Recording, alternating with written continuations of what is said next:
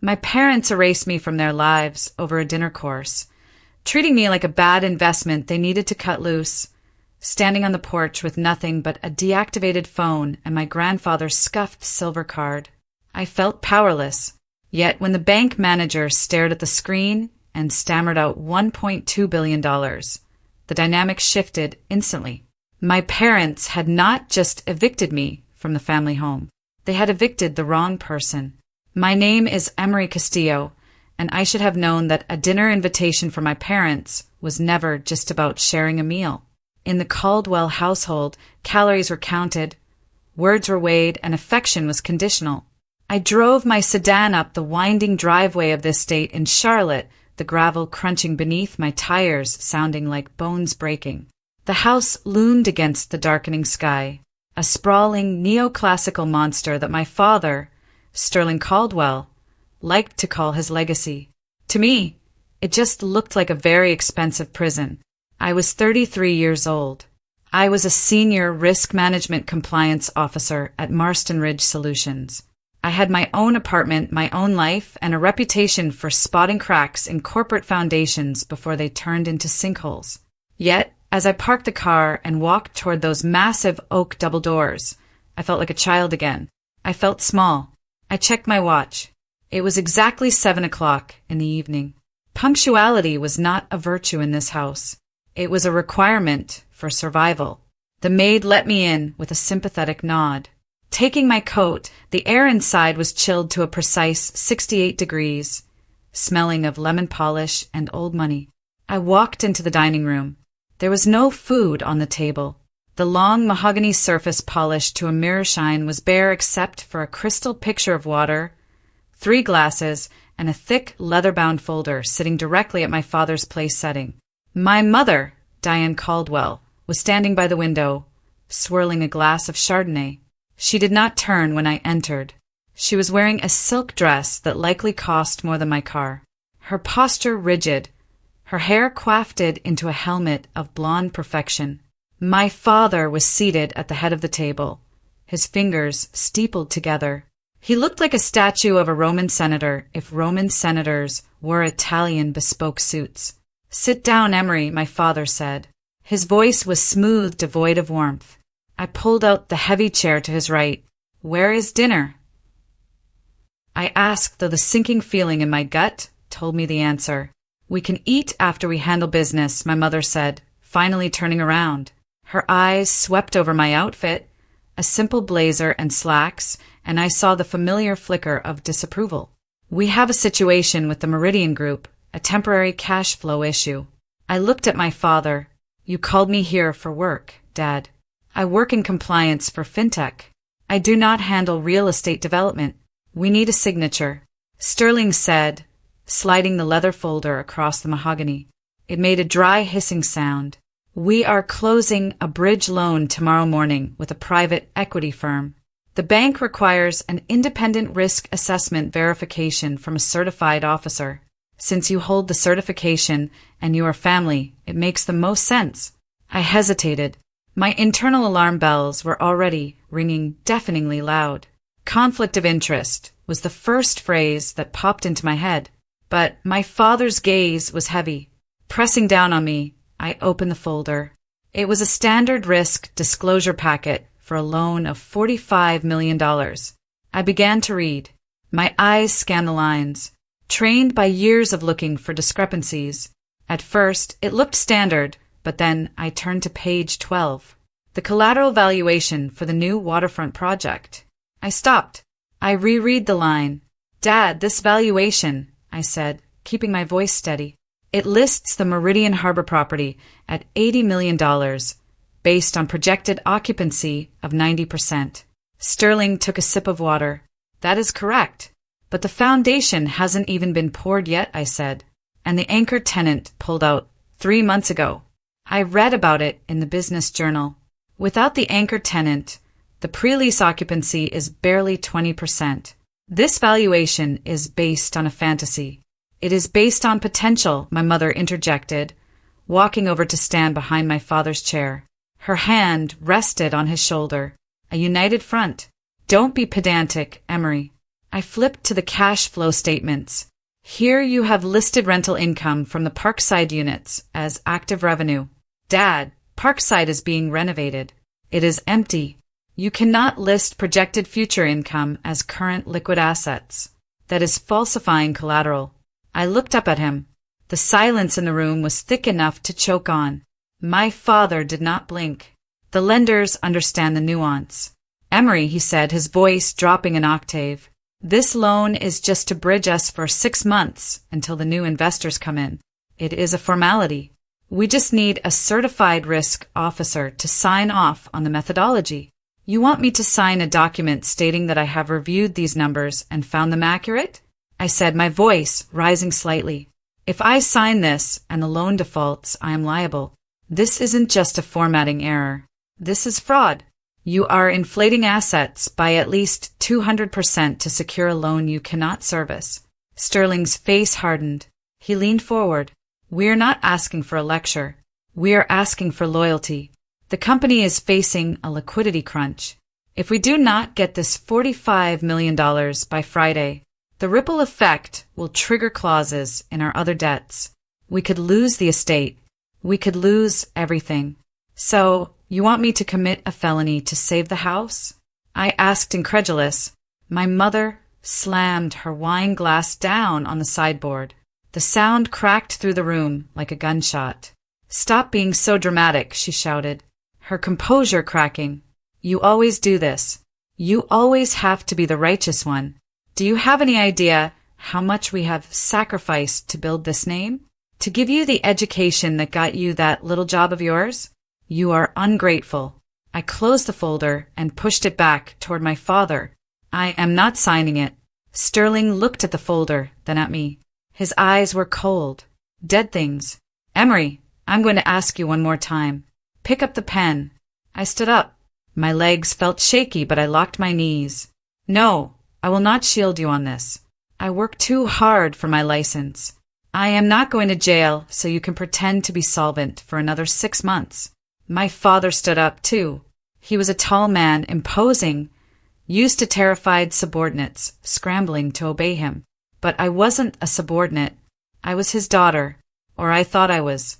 If you walk out that door without signing, Sterling said, his voice terrifyingly quiet, do not bother coming back. You are part of this family, or you are nothing. I looked at my mother.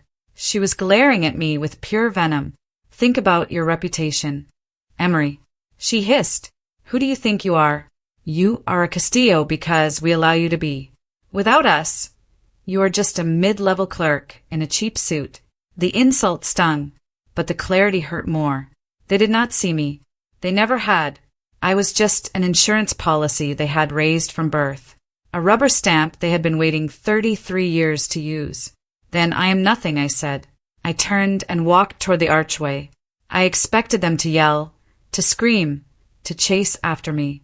Instead, I heard my father speak one word. Now, I didn't understand what he meant until I reached the front door. It was locked. I fumbled with the latch, opening it, and stepped onto the porch. There was a suitcase sitting on the top step. I froze. It was my old travel suitcase, the one I had left in the guest room closet during my last visit. It was packed, bulging slightly. They knew, I whispered to myself. They knew I might say no. I turned back to the door, but it slammed shut in my face. The heavy thud vibrated through the wood. I heard the distinct click of the deadbolt sliding home. Mom, Dad. I pounded on the wood. This is ridiculous. Open the door. Silence answered me. I reached into my pocket for my phone. I needed to call Mara. I needed to get out of here. I pulled out my mobile and tapped the screen. No service. I frowned. I had full bars 5 minutes ago. I tried to make call anyway. A robotic voice answered immediately. This device has been deactivated by the primary account holder. My stomach dropped. I was still on the family plan. It was something we had never changed. A vestige of control they had kept over me. They had cut it. In the 3 minutes it took me to walk from the dining room to the porch. They had cut my phone. I grabbed the handle of the suitcase. It was heavy. I dragged it down the steps to my car. I reached for my keys. panic starting to rise in my throat like bile. I needed to get to an ATM. I needed cash. I got into my car and sped down the driveway, my hands shaking on the steering wheel. I drove 2 miles to the nearest gas station, a bright, fluorescent oasis in the dark North Carolina night. I ran to the ATM in the corner. I pulled out my debit card. It was a joint account I had opened in college, linked to the family trust for emergency transfers. I inserted it and typed my PIN. Access denied. Card retained. The machine whirred and swallowed my plastic. I stared at the screen. No. I pulled out my credit card, my platinum card. I tried to buy a bottle of water at the counter, just to test it. The clerk, a teenager with headphones around his neck, ran the card. He frowned. It says declined. Miss, pickup card. I felt the blood drain from my face. They hadn't just kicked me out. They were erasing me.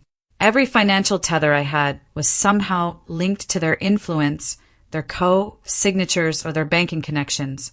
Sterling Caldwell sat on the board of the bank I used. He had made one call. I walked back out to my car. I had a 1/4 tank of gas.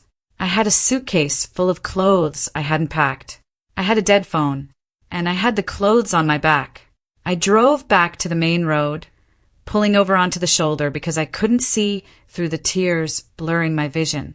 I felt hollowed out. It wasn't just the money. It was the efficiency of it, the cruelty. They had a plan B for their own daughter. They had a contingency plan for disowning me. My phone, the useless brick, suddenly lit up. It wasn't a call.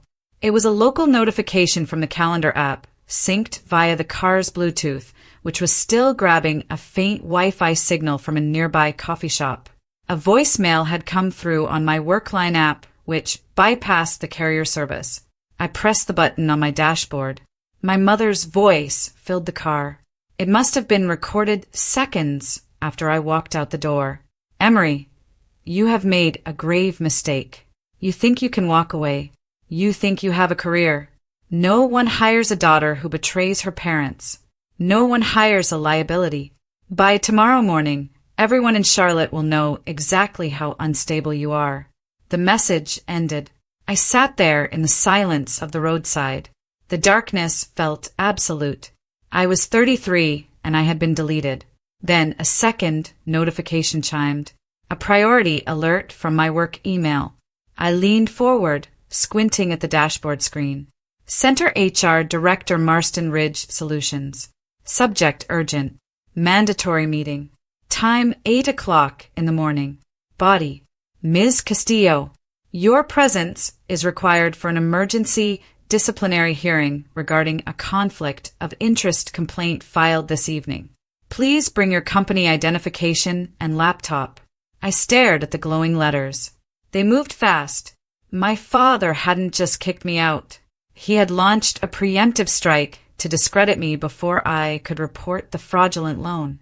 If I was fired for an ethics violation, no one would believe my testimony about the falsified valuations. I would be the disgruntled, fired daughter, and he would be the victim. I gripped the steering wheel until my knuckles turned white. The sadness was evaporating, replaced by a cold, hard knot of realization. I looked at the passenger seat where my purse lay open. Inside, tucked in a hidden zipper pocket of my wallet, was a thin, tarnished piece of silver. It wasn't a credit card. It wasn't a debit card. It was a piece of metal my grandfather, Walter, had given me 3 days before he died. He had pressed it into my hand when my parents were out of the room, his grip surprisingly strong for a dying man, for when the wolves come. He had rasped, and they will come, Emory. I had kept it as a sentimental trinket. I had never tried to use it. I didn't even know if it was active. But right now, with my life dismantling around me like a house of cards in a hurricane, it was the only thing I had left that didn't belong to Sterling and Diane Caldwell. I put the car in drive. I had nowhere to go but forward. I had to survive the night, and then I had to face the wolves. The morning sun hitting the glass facade of Marston Ridge Solutions usually made me feel accomplished, a tangible reminder that I had built something of my own in the skyline of Charlotte. Today, however, The light felt like an interrogation lamp. I walked into the lobby at 7:45 in the morning, 15 minutes before the mandatory meeting my email had warned me about. My stomach was a knot of cold acid. I approached the security turnstiles, the same ones I had breezed through for 5 years, and tapped my ID badge against the sensor. It did not beep. It did not flash green. It emitted a low, dissonant buzz that echoed in the quiet lobby. The red light blinked rapidly. Access denied. I tried again. Same result. Excuse me, Ms. Castillo. I turned to see Ralph, the head of lobby security. He looked pained. He was a man I exchanged pleasantries with every single day. A man whose granddaughter's Girl Scout cookies I bought by the crate. Now he would not meet my eyes. I am sorry, Ralph said, his voice dropping to a whisper. I have been instructed to escort you directly to human resources. You are not allowed on the operational floors. It was humiliating, but I kept my chin up. This was the first move. My father had not just cut my phone line. He had severed my professional lifeline. I followed Ralph into the freight elevator, the one used for deliveries and trash. The ride up to the 20th floor was silent, but the noise in my head was deafening. When the doors opened, the director of human resources, a woman named Karen Vance, who wore her authority like a suit of armor, was waiting. She was flanked by a man I recognized as the company's external legal counsel. That was when I knew this was not a conversation. It was an execution. Come in, Emory, Karen said. She did not offer me coffee. She did not offer me a seat. I took one anyway. We have received a formal complaint regarding a significant conflict of interest. Karen began, sliding a single sheet of paper across the table. It alleges that you have been using your position as a senior risk compliance officer to improperly influence the credit rating and risk modeling of a private entity, specifically the Caldwell Meridian Group, for personal familial gain. I stared at her, feeling the blood drain from my face. It was a lie so bold, so inverted from the truth that it was brilliant. I had refused to sign their fraudulent loan, so they had accused me of trying to rig the system for them by filing the complaint first. They had painted me as the unethical party.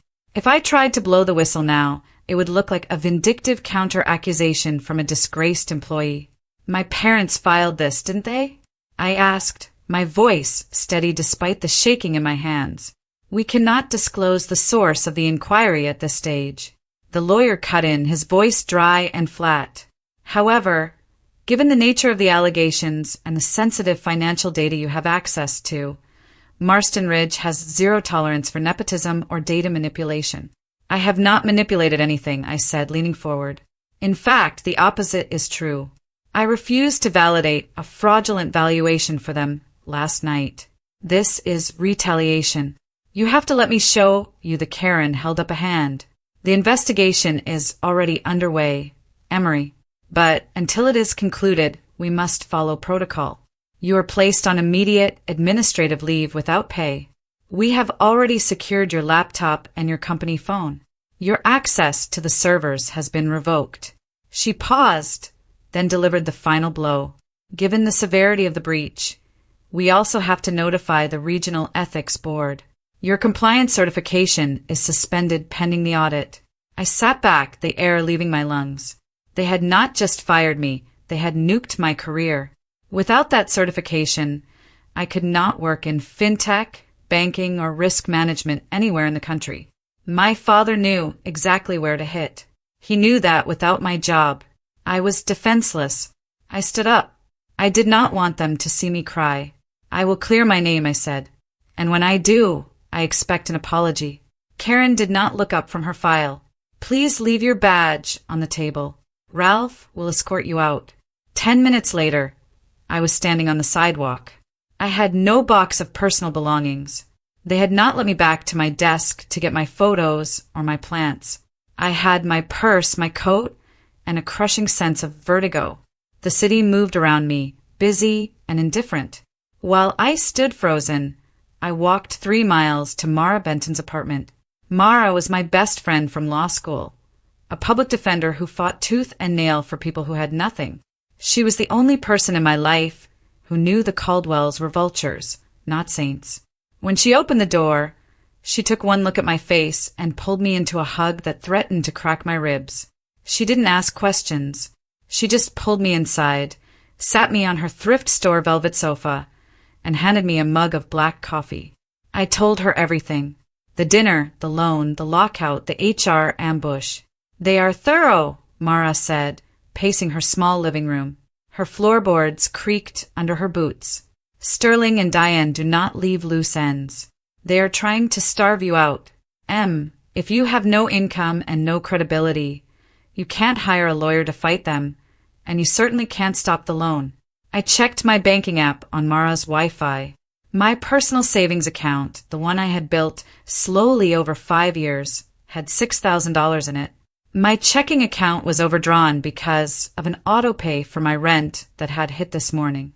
$6,000. In a city like Charlotte with no job prospects, that was maybe 2 months of survival if I ate ramen.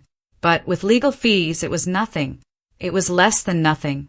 "I have enough cash for a week, maybe 2, I said, staring at the floor. "You are staying here," Mara said firmly. "The couch is lumpy, but the rent is free. We will figure this out." A sharp knock on the door interrupted us. Mara frowned and looked through the peephole. "It's a courier."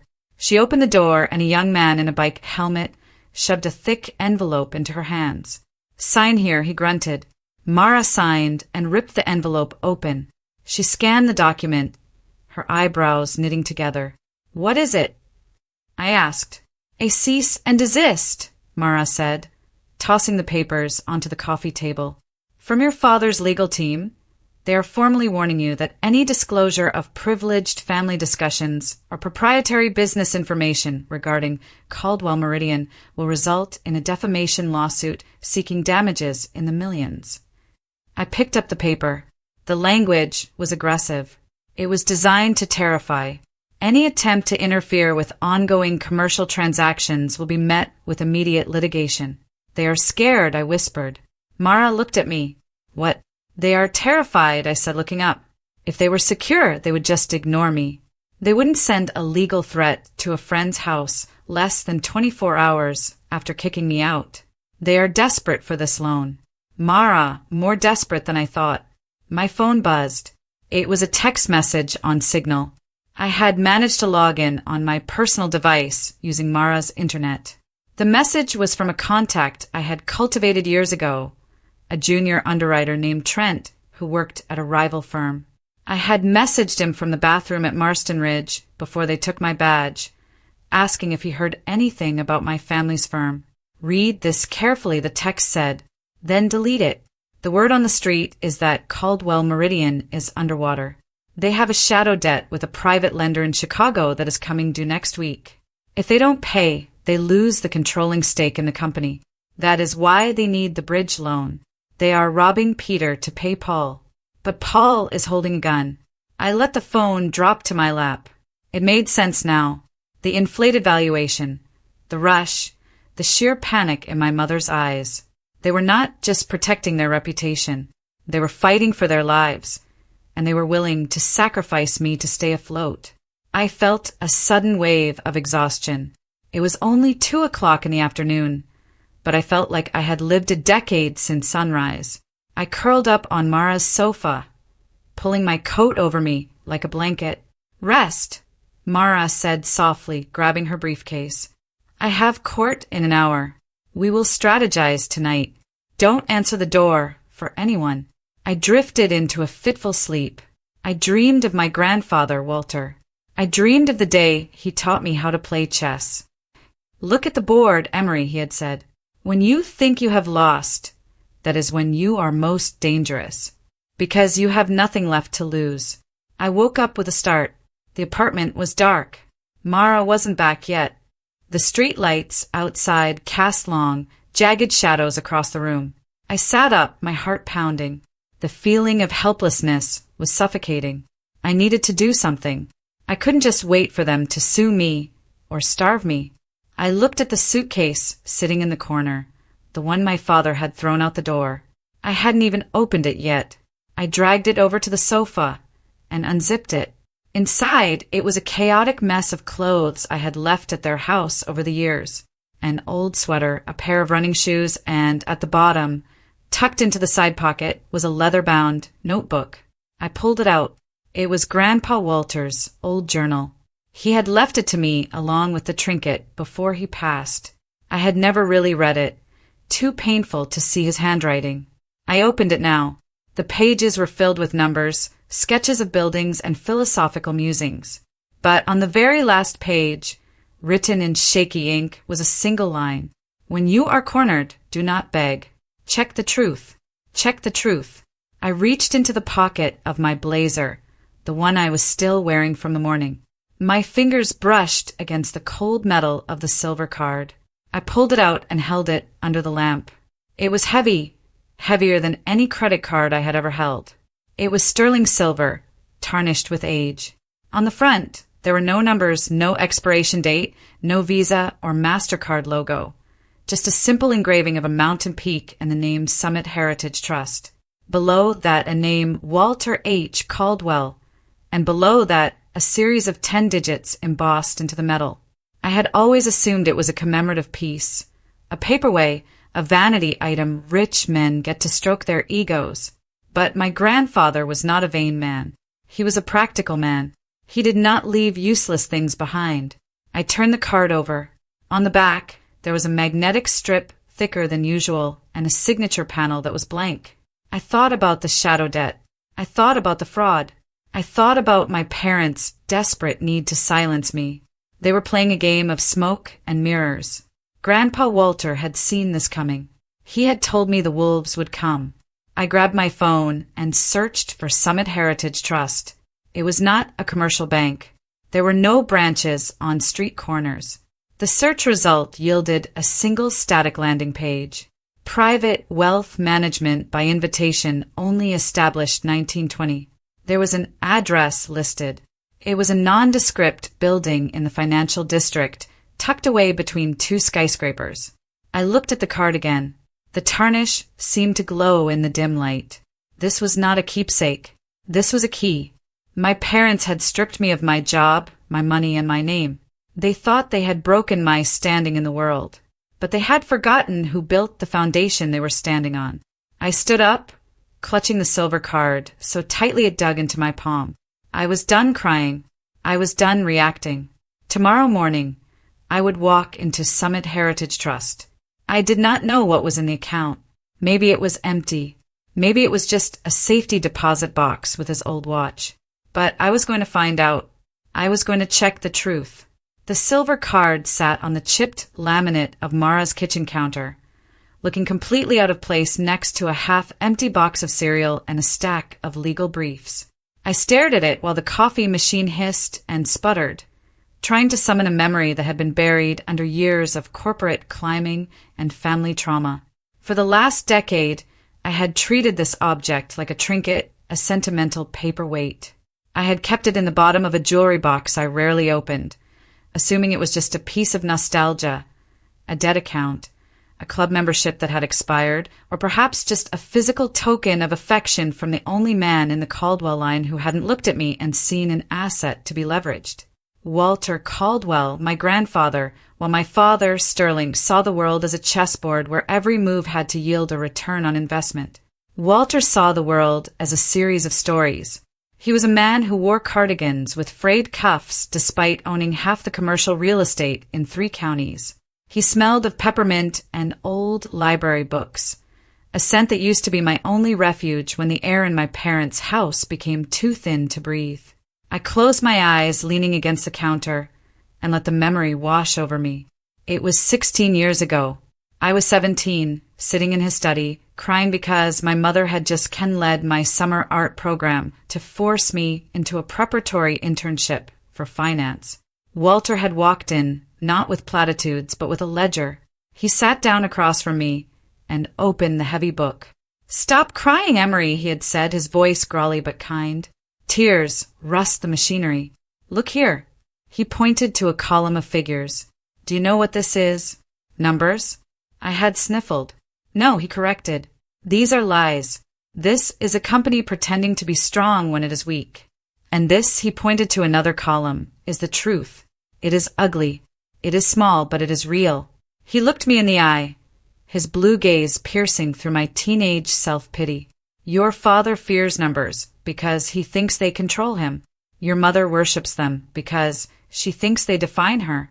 But you, Emory, you need to understand them. Do not fear the numbers. Fear the lies people wrap around them. That was the day he gave me the card. He had pulled it from a hidden compartment in his desk, a false bottom in the drawer that I hadn't even known existed.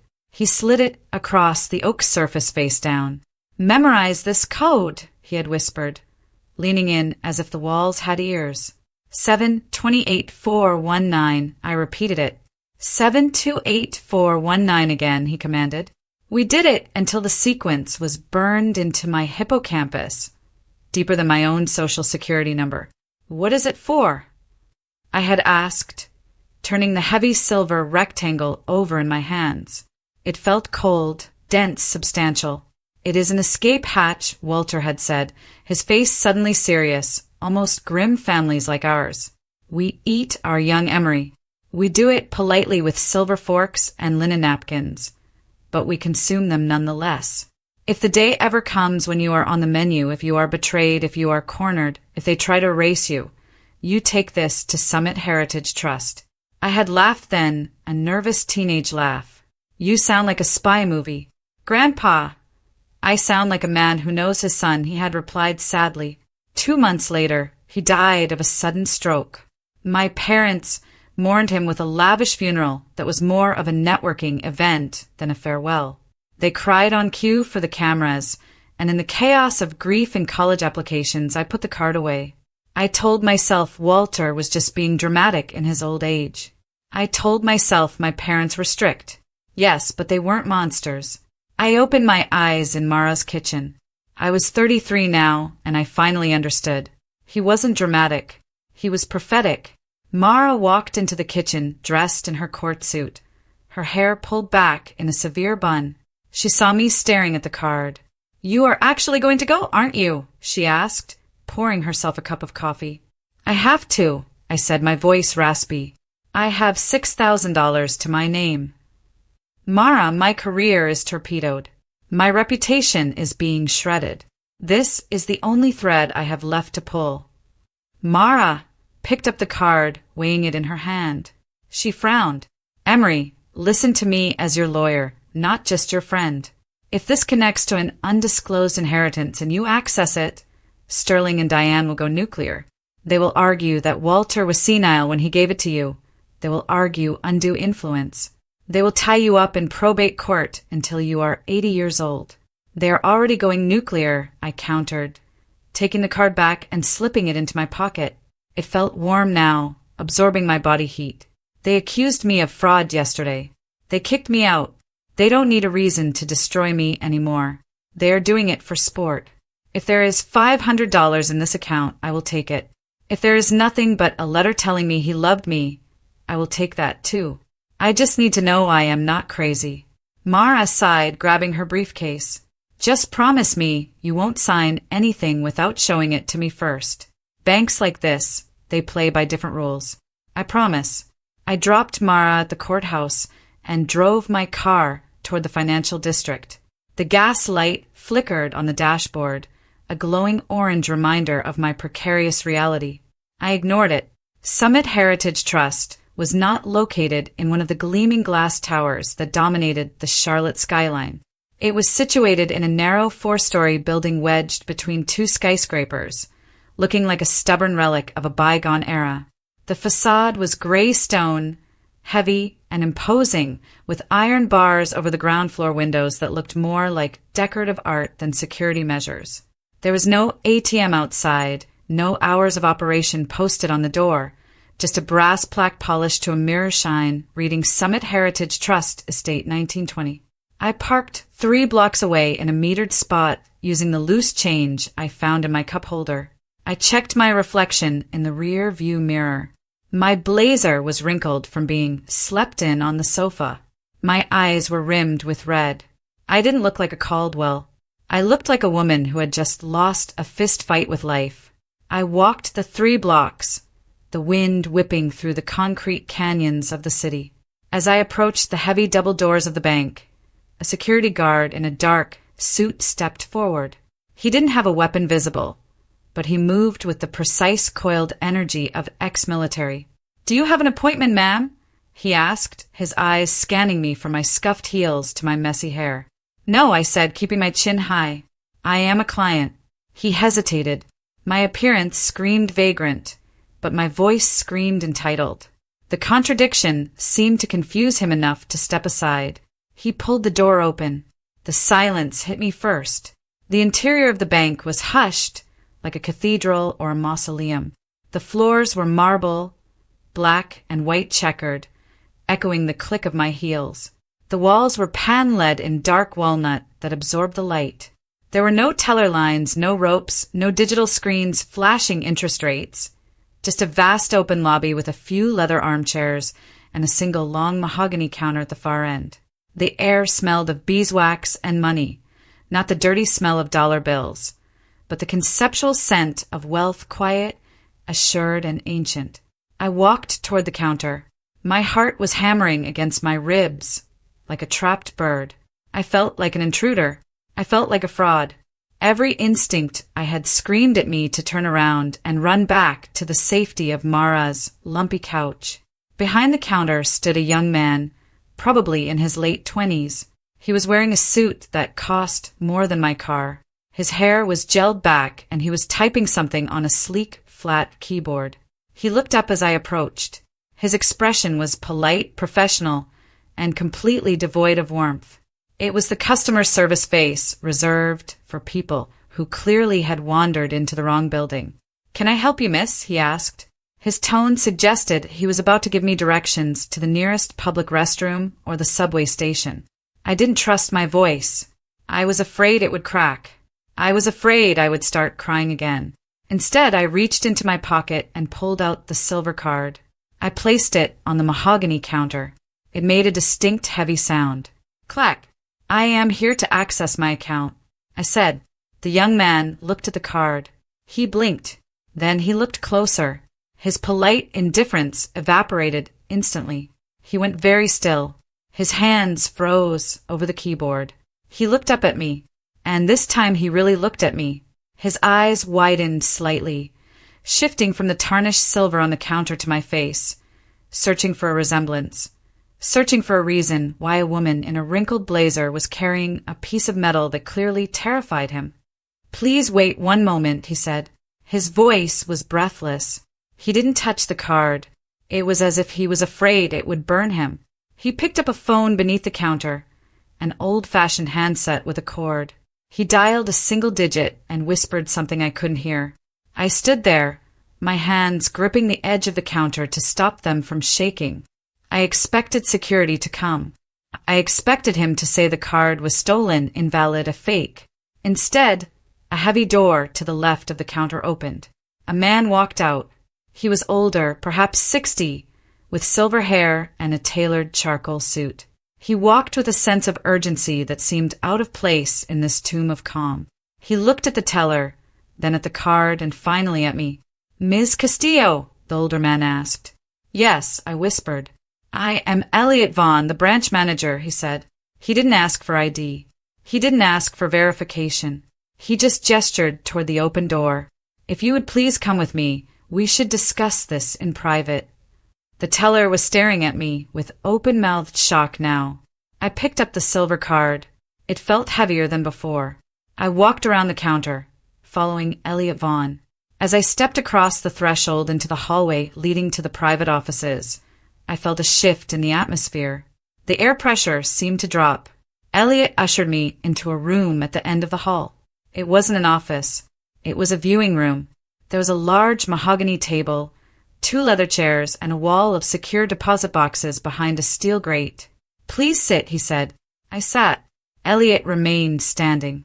He walked to the door and closed it. Click. The sound of the lock engaging was loud and final. It echoed in the small room. I looked at the heavy door, then back at the manager. My grandfather's voice echoed in my head.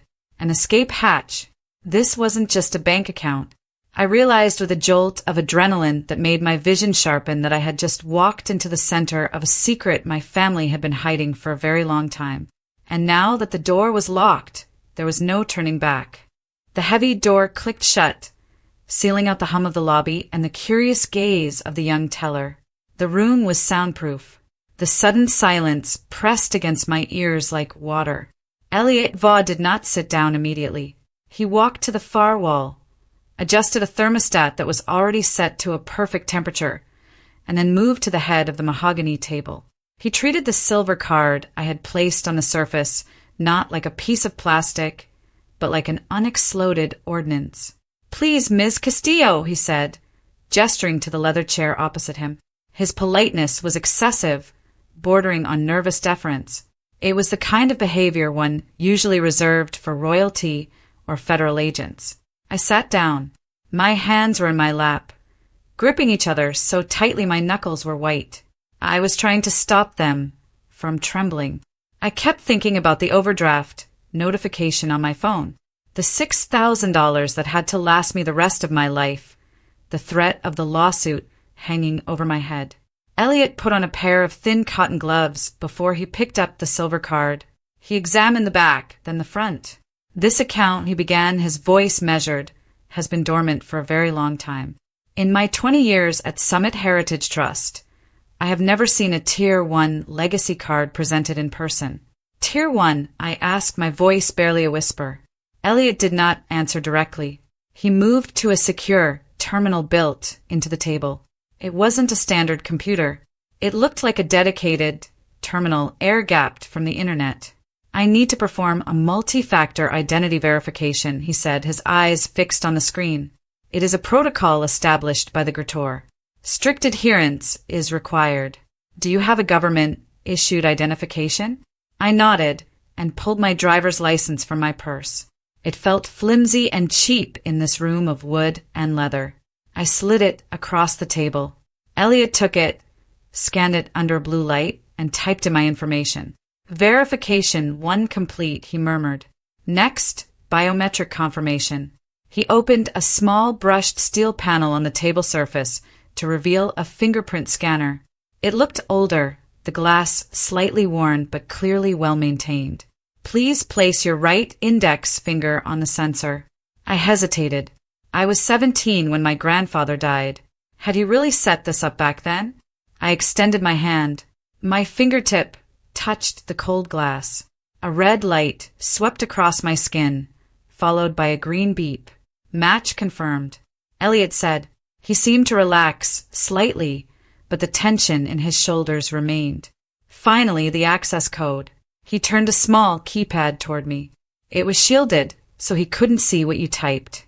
"This is a 10-digit alphanumeric code or a 6-digit numeric PIN, depending on the tier," he said. I didn't need him to explain. The numbers were screaming in my head. 728419. I typed them in. My fingers moved automatically. A muscle memory dormant for 16 years. I pressed the green enter key. For a long moment, nothing happened. The terminal whirred, a low fan spinning up as if the machine itself was waking from a deep hibernation. Elliot watched the screen. I watched Elliot. I saw the moment the data loaded. It started in his eyes. They widened just a fraction. Then his jaw tightened. His hand, which had been hovering over the mouse, stopped in midair. He went completely still. It wasn't the freeze of a computer glitch. It was the freeze of a human brain trying to comprehend a reality that defied expectation. He sat there for 10 seconds, 20 seconds. The silence stretched until it felt like a physical weight on my chest. I thought there was a mistake.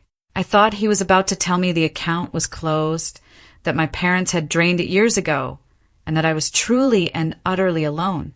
"Mr. Vaughn," I asked, my voice cracking, "is there a problem?" He blinked slowly as if coming out of a trance. He looked up at me. The color had drained from his face, leaving him looking pale and waxy under the recessed lighting.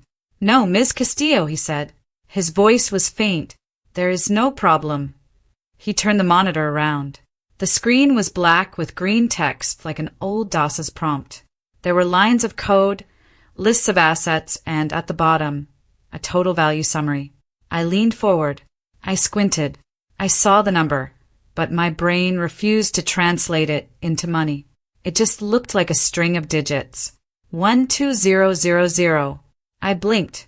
I counted the zeros that I started, but the words died in my throat. Elliot cleared his throat. He sounded dry, parched. "Ms. Castillo," he said, regaining his professional composure with visible effort. "The total value of the Walter H. Caldwell Legacy Trust, as of this morning's market opening, is approximately $1.2 billion. I stared at him. I heard the words. I understood the English language, but the sentence made no sense.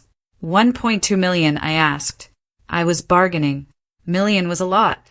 Million was life-changing. Million was freedom. Billion, Elliot corrected softly. With AB, the room spun. I actually gripped the edge of the table to keep from sliding off the chair. $1.2 billion. That wasn't just money. That was sovereignty. That was the GDP of a small island nation. That was enough to buy Marston Ridge Solutions, fire the HR director and burn the building down, and still have enough left over to buy a fleet of yachts if it can't be. I stammered my grandfather. He was wealthy. Yes, but he wasn't. This isn't Walter Caldwell was a very prudent man. Elliot said he began to scroll through the asset list on the screen. This trust was established 40 years ago. It holds majority equity in several quiet but highly profitable logistics firms, significant municipal bond holdings, and most notably, a vast portfolio of commercial real estate in emerging markets that boomed in the early 2000s. All dividends were reinvested automatically. It has been compounding untouched for decades. He looked at me with a new expression. It wasn't just respect anymore. It was fear. You are the sole beneficiary, Ms. Castillo. The trust is irrevocable. It is blind, meaning no one else in your family knows it exists. Or rather, they know a trust exists, but they have no access rights, no visibility, and likely no idea of the scale. I felt a wave of nausea. My parents, Sterling and Diane, they were fighting for a $45 million loan. They were lying, cheating, and destroying their own daughter for $45 million. And all this time, I had $1.2 billion in my pocket. Why? I whispered. Why did he hide it? Why give it to me? Elliot tapped a key on the terminal. A drawer in the table popped open with a hydraulic hiss. Inside sat 2 items, a heavy set of iron keys, and a thick red envelope sealed with wax. Your grandfather left specific instructions, Elliot said. He reached into the drawer and took out the envelope. He held it with both hands. This is the crowning mechanism of the trust, he explained. This envelope is subject to a trigger condition. It could only be retrieved if the beneficiary you presented the silver card in person and passed the distress verification. Distress verification? I asked the PIN you used. Elliot said quietly. 728419. That is the distress code. If you had used the standard access PIN, the system would have just granted you a monthly allowance. But you used the distress code that tells the system that you are in danger or under duress. I felt a chill run down my spine. Walter knew. 16 years ago. He knew I would only use this card if I had nowhere else to turn. Elliot placed the red envelope in front of me. The instructions state that you are to open this immediately upon retrieval, he said. I reached out. My hand was shaking so badly I could barely grasp the paper. The wax seal was stamped with my grandfather's initials, WHC. I broke the seal. Inside was a single sheet of paper, handwritten, and a small digital flash drive. I unfolded the paper. I recognized the handwriting immediately. It was spiky, forceful, and unapologetic. Emory, if you are reading this, they have done it. They have pushed you out. I hoped I was wrong. I hoped Sterling would grow a spine and Diane would grow a heart. But I am a man who bets on data, and the data always pointed to this day. Do not feel guilty for the wealth you now hold. It was never theirs. I built it. I protected it. And I saved it for the one person in this family who understands that integrity is more valuable than a balance sheet. But money is not just a shield, Emory. It is a sword. And if you are here, it means you need a weapon. The flash drive contains the records of the gray transactions your father thinks he buried. Use them if you must. But remember, once you start this war, there is no going back. Love, Grandpa. I lowered the letter. The silence in the room was absolute. Ms. Castillo Elliott asked gently. I looked at the flash drive in the envelope. My parents hadn't just kicked me out because of a loan. They had kicked me out because I was the only person who could spot their crimes, and Walter had given me the evidence from the grave. I looked up at Elliot Vaughn. The shock had faded, replaced by a cold, sharp clarity. The fear was gone. The sadness was gone. I need access to the liquid funds, I said. My voice was different now. It was steady. It was the voice of a woman who owned the bank, not a woman begging for a loan. Of course, Elliot said, straightening up. We can issue you a black, limitless card immediately. We can also arrange for a wire transfer to any external account, though I would advise keeping the bulk of the assets here for security. Transfer $100,000 to my checking account for immediate expenses, I said, and I need the contact information for the best forensic accounting firm and the most aggressive trust attorney in the state. Not someone from my father's club. Someone who hates my father's club. Elliot allowed a small, grim smile to touch his lips. I believe I know exactly who to call. M. Castillo Gideon Pike. He is difficult, but he is the best, and he had a great respect for your grandfather. Good, said. I stood up. I took the red envelope and the iron keys. Elliot walked me to the door. As he reached for the handle, he paused. M. Castillo, he said. For what it is worth, if the rumors about the Caldwell Meridian Group are true, this capital puts you in a unique position. You could save them. I looked at the polished brass handle. I thought about the suitcase on the porch. I thought about the deactivated phone. I thought about my mother's voice calling me a liability. I'm not here to save them. Mr. Vaughn, I said. Elliot nodded, understanding. He opened the door. I walked out into the main lobby. The air felt different. The marble floor felt solid beneath my feet. I walked past the young teller, who was now staring at me with wide, terrified eyes. He had clearly seen the account balance on his own screen before Elliot locked it. I pushed open the heavy front doors and stepped out into the biting wind of the financial district. The city looked the same, but I was different. I touched the red envelope in my pocket. My parents had evicted me because they thought I was weak. They thought I was poor. They thought I was alone. I took a deep breath, filling my lungs with the cold air. They were wrong on all counts. I walked toward my car. I had a phone call to make to a man named Gideon Pike, and then I was going to rewrite the definition of family business. The air in Mara's apartment felt stagnant, a stark contrast to the sterile, chilled atmosphere of the bank vault I had just left. It was 4 o'clock in the afternoon. The sunlight was slanting through the blinds, illuminating dust motes dancing in the air. I sat at Mara's small dining table, the heavy iron keys and the flash drive sitting in front of me like artifacts from an alien civilization. Mara was pacing behind me, still wearing her court heels, the clicking sound a rhythmic metronome to my racing heart. She had led her afternoon consultations the moment I called her from the car. Put it in, Mara said, stopping behind my chair. Her hand rested on my shoulder, heavy and grounding. We need to know what we are dealing with. I opened Mara's laptop. It was an old machine, the fan whirring loudly as it woke up. It seemed almost disrespectful to plug a drive worth over $1 billion into a computer that struggled to run a web browser. But it was what we had. I inserted the USB drive. A window popped up immediately. No password required. Just a single folder named for Emory. I clicked it. Inside there were 3 subfolders and one video file labeled Watch Me First MP4. I took a deep breath. My grandfather had been dead for 16 years. The thought of seeing him moving, speaking, living again was terrifying. I hovered the cursor over the file. Do you want me to leave? Mara asked softly. No, I said, I need a witness. I double-clicked the file. The media player opened. The screen went black for a second, and then suddenly there he was. Walter Caldwell was sitting in his leather armchair in the library of the estate, the same room where I had been forbidden to play as a child because my mother thought I would scratch the floors. He was wearing his favorite beige cardigan, the one with the suede patches on the elbows. He looked frail, his skin papery, but his eyes were sharp, burning with a blue intensity that the low-resolution camera couldn't dull. He leaned forward toward the camera lens, adjusting it with a shaking hand. "Is this thing on?" he muttered. "Right, okay." He sat back and looked directly into the lens.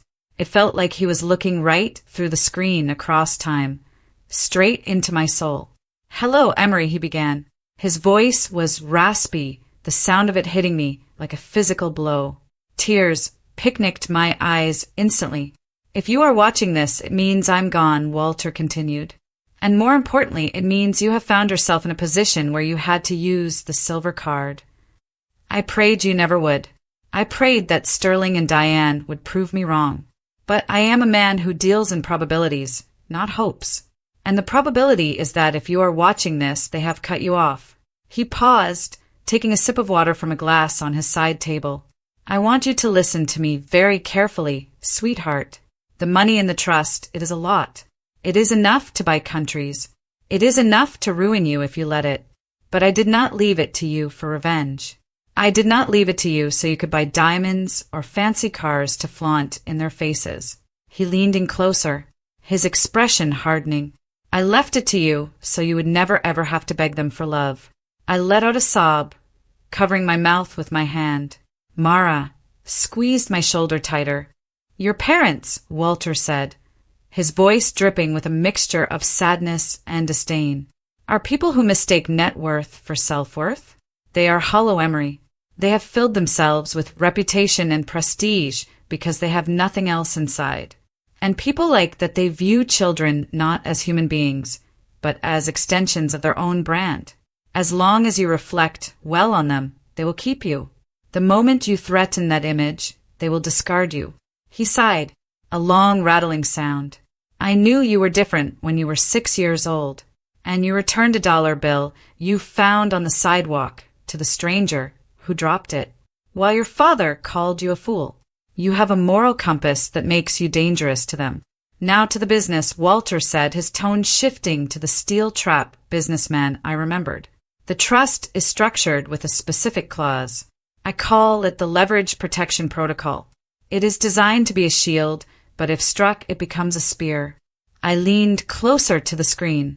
"If you have accessed this account using the distress code, which you must have, or this video would not play, it automatically triggers a legal review.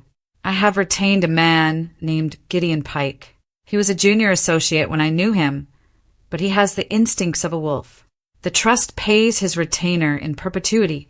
If your parents or anyone associated with the Caldwell estate try to coerce you, threaten you, or legally challenge your right to this money, the bank is instructed to release the full hostility of the trust's legal arm.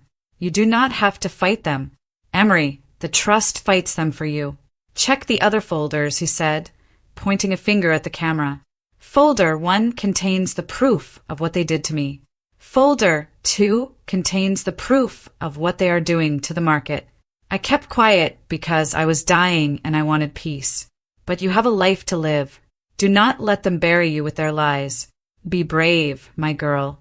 And remember, the truth is the only currency that doesn't devalue." The screen went black. The silence in Mara's apartment was absolute. I could hear the refrigerator humming in the kitchen. I could hear the traffic outside on the street. But mostly I could hear the ringing truth of his words. So you would never have to beg them for love. That was exactly what I had spent 33 years doing. Begging for approval. Begging for a seat at the table. And in the end, the price of admission was my integrity. Mara let out a long, low whistle. "Gideon Pike, Emory. Do you know who Gideon Pike is?" I shook my head, wiping my eyes. "He is the managing partner of Pike, Sterling, and O'Connell in New York," Mara said, her voice a rock. "He is not just a lawyer. He is a legal assassin. He handled the breakdown of the Atlantic merger last year. If your grandfather has him on a permanent retainer, my God, your parents are bringing a knife to a nuclear war. I turned back to the computer. "We need to see the documents," I said. I opened the folder labeled Safe Box 1. It contained scanned PDFs of legal documents dating back 17 years. I opened the first one. It was a loan application for the Caldwell Meridian Group, dated 3 months after Walter had suffered his first debilitating stroke, the one that had left him unable to speak or write for weeks before he died. I scrolled to the signature page. There at the bottom was Walter H. Caldwell's signature. It was steady, firm, but I remembered that month. I was home from boarding school. Grandpa couldn't even hold a spoon. They forged it. I whispered. I opened the next document. It was a personal guarantee for a line of credit worth $12 million, using Walter's personal estate as collateral. Again, signed during a period when he was in a coma. They used him, I said, anger replacing the sadness. They didn't just inherit his money. They used his identity to leverage loans they couldn't qualify for on their own. They started digging this hole 20 years ago. "This is fraud," Mara said, reading over my shoulder. Straight-up statute of limitations might be tricky on the fraud itself, but the fact that these loans are likely still being refinanced based on the original collateral that is ongoing deception. I opened Safe Scoosh Box 2. This folder was different. It was full of internal emails, invoices, and bank transfer records. Most of them were recent, forwarded to a secure server by an anonymous email address, likely a fail-safe Grandpa had set up. Or perhaps he had a mole inside the company long after he died. I clicked on a spreadsheet titled Meridian Flow Analysis. I recognized the project names. Project Azure, the Highland Development, Meridian Harbor. I looked at the columns. There were incoming funds from legitimate lenders and then immediate outgoing transfers to a company called Lumina Holdings based in the Cayman Islands. Lumina Holdings. I read aloud. I have seen that name. In the risk report last night, Dad listed it as a consulting partner for the harbor project. He claimed they were paid $4 million for architectural ad. I opened the invoice folder. There were invoices from Lumina Holdings, but they weren't for architecture. They were vague retainer services, logistical support. Then I found the smoking gun, a scanned letter from a bank in the Caymans, addressed to Sterling Caldwell, confirming him as the sole beneficial owner of Lumina Holdings. I sat back, feeling sick. "They are skimming," I said.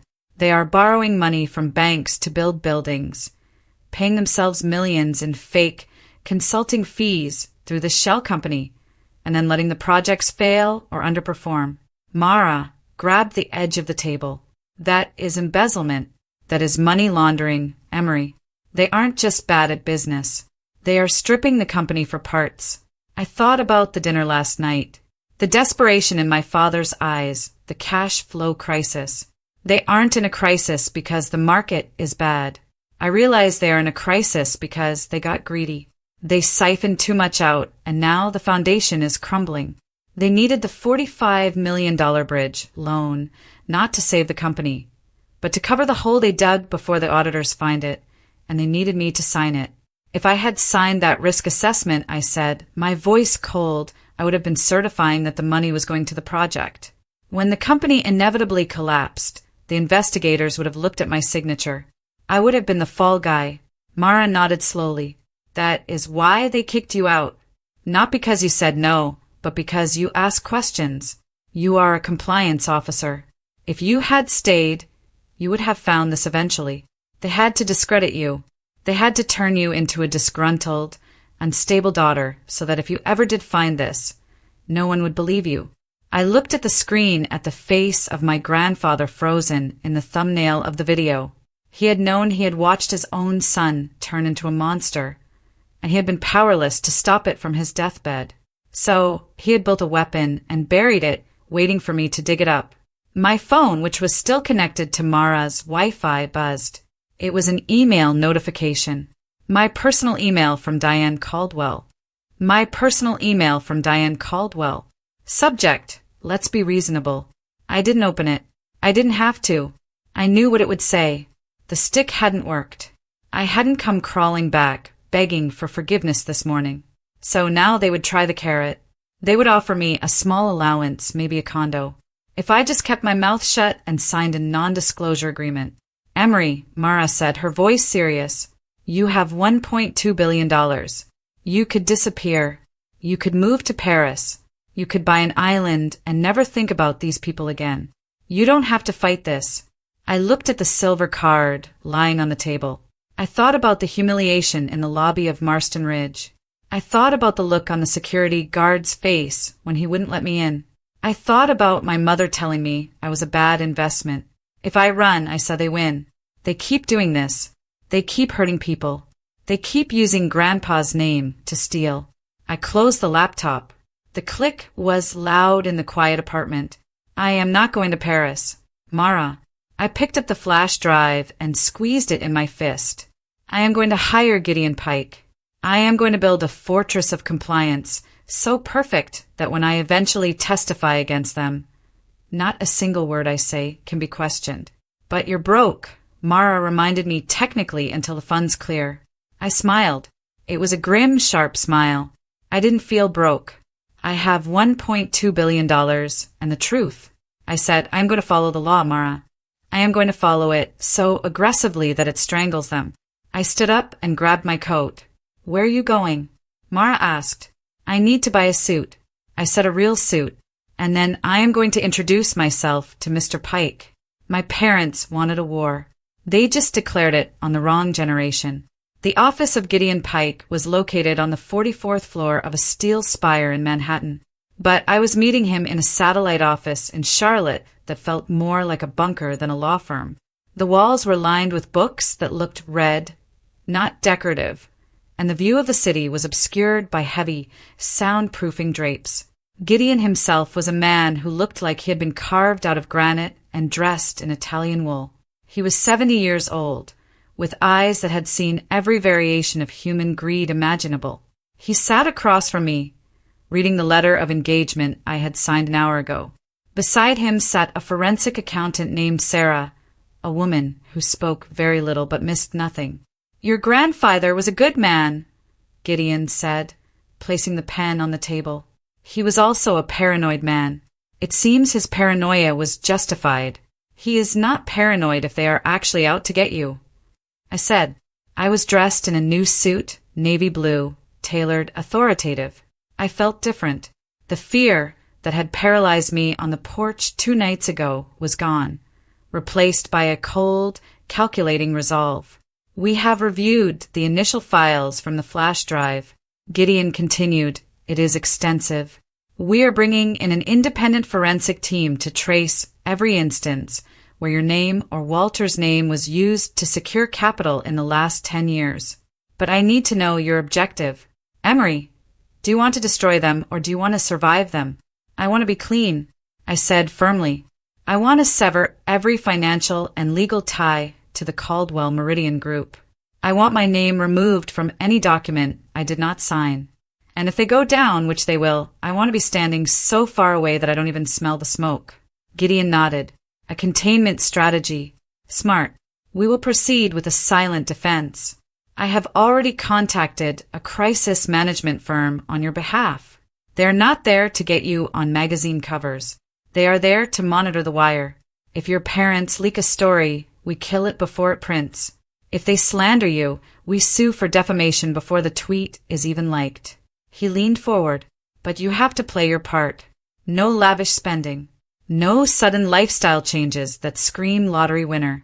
You are a compliance officer who was wrongfully terminated. Act like one. I took his advice to heart. I didn't buy a mansion. I moved out of Mara's apartment and rented a secure 2-bedroom unit in a building with a 24-hour doorman and keyed elevator access. It was nice, but it wasn't ostentatious. It was the kind of place a successful professional could afford, not a billionaire eyes. The first thing I did with the initial transfer of funds was settle my debts. I paid off my car.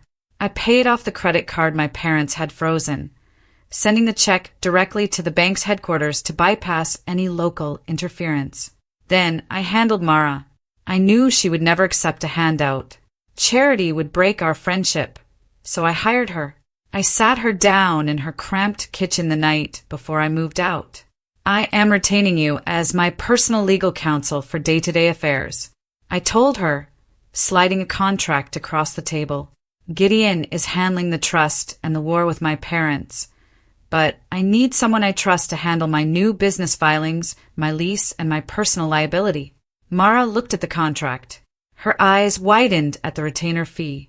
It wasn't millions, but it was enough to pay off her student loans in 6 months. Emory, this is too much, she said. It is the market rate for a lawyer who has to deal with a client under federal scrutiny, I said, smiling. Plus, you are the only one who knows the whole story. That makes you indispensable. Take the job, Mara. She signed, and for the first time in years, I saw the weight lift off her shoulders. My next step was to reclaim my professional narrative. Marston Ridge Solutions had suspended me, hoping I would fade away. I didn't. I spent 3 days drafting a 50-page rebuttal to the internal investigation. I didn't use the trust's money to bribe anyone. I used my skills. I constructed a timeline of the dinner, the coerced loan signature, and the subsequent retaliation. I attached the time-stamped voicemail from my mother and the email from HR, proving the disciplinary meeting was scheduled before the alleged investigation even began. I submitted it to the ethics board and copied the CEO. 2 days later, I received a notification. The investigation was inconclusive and my license was not revoked. They didn't hire me back. I didn't want to go back, but my record was clear. I was employable again, but I wasn't looking for a job. I was building one. I registered a new limited liability company, Cedaline Compliance Studio. I rented a small shared office space in a co-working building downtown. I bought a standard laptop and a printer. I wanted to prove to myself mostly that I was Emory Castillo, the expert. Not just Emory Castillo, the trust fund baby. My first client wasn't a pity hire. It was a mid-sized logistics firm that had heard about my exit from Marston Ridge and respected that I had refused to sign a bad loan. We need someone who knows how to say no. The CEO told me during our meeting. I signed them for a standard consulting fee. When the first check for $4,000 cleared, I felt more pride than I did looking at the billion-dollar balance in the trust. That $4,000 was mine. It was my mother. The sweet, weeping woman from 2 nights ago had vanished. This was Diane the Vulture. We gave you life, she screamed. We gave you everything, and you sit there with your grandfather's money. Money that should have been ours, and you watch us drown. You are sick, Emory. You are a sick, selfish girl. No wonder no man ever stays with you. You are cold. You are just like your grandfather. I am exactly like him, I said, and that is why you are not getting a cent. I hung up. I sat there, my hands trembling slightly, not from fear, but from the adrenaline of the kill. I saved the recording and sent it to Gideon, Exhibit B, but I had underestimated how dirty they were willing to fight. 3 hours later, my logistics client, Mr. Henderson, called me. He sounded awkward. Emory, look, you are doing great work, he started, but we have to pause the contract. Why? I asked, already knowing the answer. I got a call, he said, lowering his voice from Sterling Caldwell. He insinuated that you are under investigation for embezzlement at your previous firm. He said you were fired for financial misconduct and that hiring you puts my company at risk of being blacklisted by the major lenders. I closed my eyes. This was tortious interference. It was illegal, but it was effective. Mr. Henderson, that is a lie. I said I was cleared by the ethics board. I can send you the documentation. I believe you, he said, but I have a line of credit with a bank your father sits on the board of. I can't risk it. Emory, I am sorry. He hung up. I stared at the phone. They were cutting off my air supply. They couldn't touch the trust. So they were attacking my dignity. They wanted to prove that without them I was unemployable. Then came the notification. Mara texted me a screenshot. Check the local business forums. Now I open the link. It was a post on Charlotte Insider, an anonymous gossip board frequented by the city's elite. The scandal of the century. Disgraced daughter of local real estate mogul allegedly defrauds elderly grandfather's dormant estate. Sources say Emory Castillo manipulated banking protocols to seize control of funds intended for charity. Legal action pending. It was vague enough to avoid immediate legal laws, but specific enough to destroy me. The comments were already piling up. Rich kids stealing from each other. I heard she was fired for cooking the books. I felt a wave of nausea. They were painting me as the thief. They were projecting their own crimes onto me. My phone buzzed again. It was Gideon. "Come to my office," he said. "Now use the service entrance." I grabbed my purse and ran. When I stepped out of the co-working building, I felt eyes on me. I scanned the street. A black sedan was parked across the road, engine idling. The windows were tinted too dark to be legal. I saw a flash of a camera lens from the passenger window. They were watching me. Intimidation. I didn't run. I pulled out my own phone, walked right up to the sedan, and took a high-resolution photo of the license plate. Then I took a video of the car, narrating the time and location. The sedan peeled away, tire screeching. I got into my car and drove to Gideon's office, taking Autodus route to lose any tail. When I arrived, Gideon looked graver than usual. Sarah, the accountant, looked pale. "Sit down, Emory," Gideon said. He slid a document across the polished granite table. It was a legal filing, a motion for emergency injunctive relief. "Your father has filed a petition with the probate court," Gideon said. "He is claiming that you are mentally incapacitated." I laughed. It was a dry, humorless sound. Incapacitated because I wouldn't lend him money. He is using your exit from the family dinner, your erratic behavior of cutting off contact, and the fanciful claims of fraud as evidence of a psychotic break. Gideon explained. He is arguing that you are not competent to manage the assets of the Walter H. Caldwell Trust. He is asking the court to appoint him as your temporary conservator and to freeze the trust assets immediately to protect them. My blood ran cold. This was the nuclear option. If they could convince a judge I was crazy, they could take control of me and the money. "He can't do that," I said. "I am a certified risk officer. I am sane." "He has an affidavit," Gideon said, sliding another paper forward. I looked at it. It was signed by a psychiatrist I had seen twice when I was 22 after a bad breakup. Dr. Aris, patient exhibited signs of narcissistic delusion and persecution, complex history. The affidavit read he bought a doctor. I whispered, "He bought a signature," Gideon corrected. "But that is not the worst part." Gideon stood up and walked to the window. "We dug deeper into the bridge loan application, the one you refused to sign," he said. "The bank released the preliminary paperwork to us this morning because of the fraud alert." He turned to face me. "Sterling submitted it anyway." I stared at him, but I didn't sign it. "No," Gideon said. "You didn't, but someone did." He put the document on the table. There, on the bottom line of the risk assessment certification, was my name, Emory Castillo, and next to it, a signature that looked terrifyingly like mine. It was a good forgery, but it wasn't perfect. The loop on the Y was too shallow. "He forged my signature," I said, my voice shaking with rage. "He committed a federal crime. He signed my name to a $45 million fraudulent loan. He is desperate, Emory," Gideon said. "If that loan doesn't close by Friday, the shadow lenders from Chicago, the ones holding the debt on the shell company, are going to call in their marker." He needed that signature to release the funds. He took a gamble that you would come crawling back, or that he could bully you into silence before anyone checked. "This is prison time," I said. "Yes," Gideon said.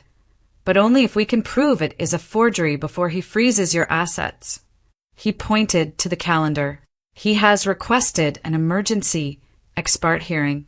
It is scheduled for Thursday morning, 48 hours from now. If the judge grants the temporary conservatorship, your accounts at Summit Heritage will be locked. You won't be able to pay me. You won't be able to pay Mara. You won't be able to access the evidence." And Gideon added, his voice grim, "Sterling will have legal authority to review the trust's contents. He will see the evidence Walter left, and he will destroy it." I felt the walls closing in. This was the trap. They didn't need to win the war. They just needed to win this one battle to disarm me. My phone buzzed. It was Mara. Emory. I am in trouble.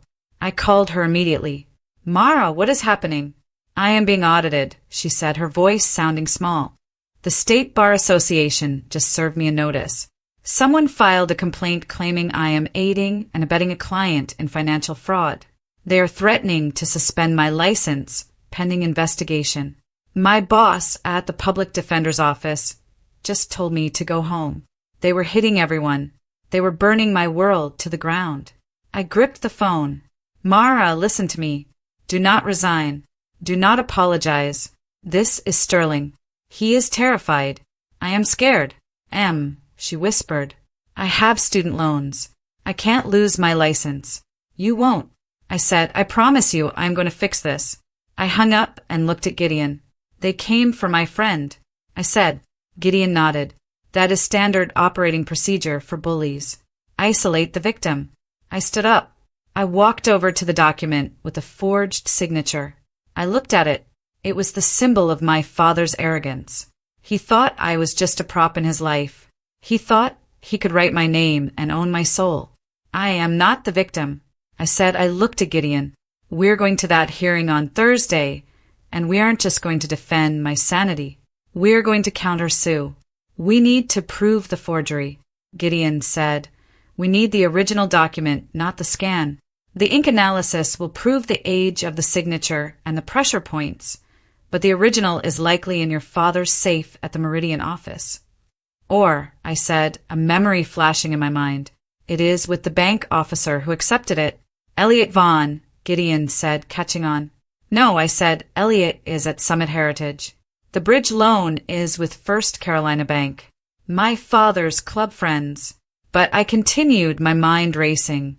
The loan officer at First Carolina. I know him. He was the junior analyst I trained 5 years ago. Trent, the one who texted me the warning. If Trent has the original file, Gideon said, and if we can get him to bring it to court, it is a long shot. I said, he risks his career. He risks prison if he hides evidence of a felony. Gideon said. I took a deep breath. I will get the file. I said. Gideon looked at me.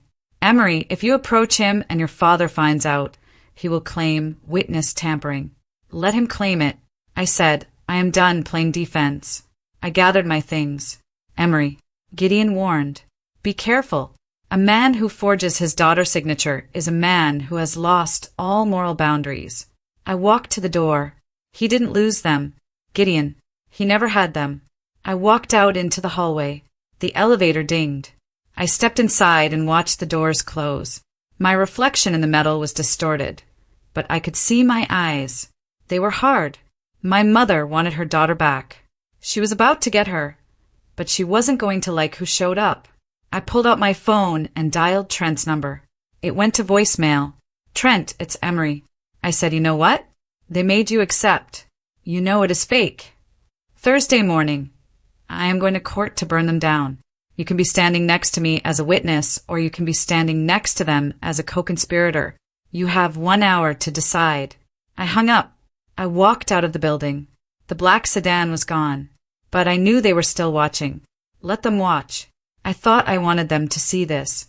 The conference room in Gideon's office looked less like a law firm and more like a tactical command center. We had covered the glass walls with white boards, mapping out the anatomy of a financial corpse. It was Wednesday afternoon, less than 24 hours before the emergency hearing, where my father would try to have me declared incompetent. I stood before the main whiteboard, a black marker in my hand. I wasn't just building a defense. I was constructing a timeline of decay. Here is the start, I said, drawing a thick line from 5 years ago. This is when the Meridian Harbor project broke ground.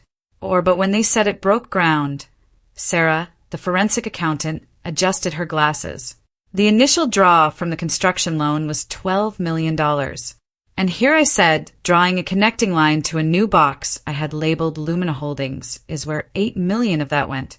But it didn't just disappear into the Cayman Islands this time. We had found something new, something that made my stomach churn with a specific kind of nausea. I picked up a file folder labeled Hope Haven Initiative. This is the nail in the coffin, I said quietly. My parents didn't just steal from banks, they stole from the poor. The Hope Haven Initiative was a tax-exempt charitable project my mother had championed 3 years ago. It was supposed to be affordable housing for veterans. I remembered the gala.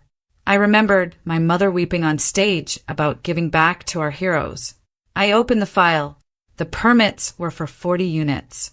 The funding they raised from state grants and private donations totaled $6 million. But the invoices, Sarah said, her voice tight with disgust, show that the lumber and steel were purchased from a subsidiary of Lumina Holdings at 400% of the market rate. They bought the materials from themselves at a markup, drained the charity's funds, and then claimed supply chain issues when the project stalled. I looked at the photos of the site. It was just a mud pit with a few rusting beams. They used veterans as a shield to launder $6 million, I said. Gideon sat at the head of the table, his face unreadable like a judge who had seen too many sins to be surprised. This is not just embezzlement. Emory, Gideon said, this is wire fraud, tax fraud, and grand larceny. If we present this tomorrow, we aren't just stopping a conservatorship. We are sending your parents to federal prison for 20 years. He looked at me. Are you ready for that? I looked at the mud pit in the photo. I thought about the $1.2 billion sitting in my trust. Money my grandfather had made honestly. I am not sending them to prison. Gideon, I said, they sent themselves the moment they signed those checks. I am just turning on the lights. Gideon nodded. He reached for his laptop. I am sending the formal notice to Summit Heritage Trust, he said. We are activating the Leverage Protection Protocol under the Coercion Clause. What does that mean? Practically, I asked. It means the bank goes into a defensive lockdown, Gideon explained. Elliot Vaughn receives a legal mandate to log every single interaction regarding the trust. Every phone call, every ping, every attempt to query the balance. If your father tries to use his influence to get information before the hearing, it will be recorded as a hostile act against a protected beneficiary. I felt a grim satisfaction. My father was used to backroom deals and handshakes. He was about to walk into a digital fortress. My phone buzzed. It wasn't a text. It was a call from an unknown number. I hesitated, then answered, "Hello, Miss Castillo." The voice was shaky, old and familiar. I racked my brain. ARR asked Arthur Penhaligon.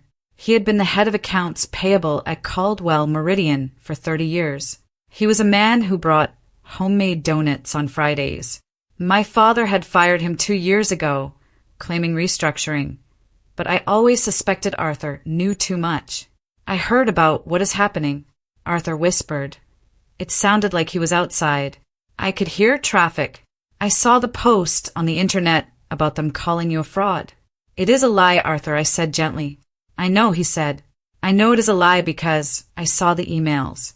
Emory, before they escorted me out of the building, I backed up my station. I have the delete folder. My heart hammered against my ribs. ARR, what is in that folder? The instructions, he said. The instructions from your father to forge the signatures. Not just yours, your grandfather's too. And the emails to the bank managers promising them kickbacks if they looked the other way on the valuations.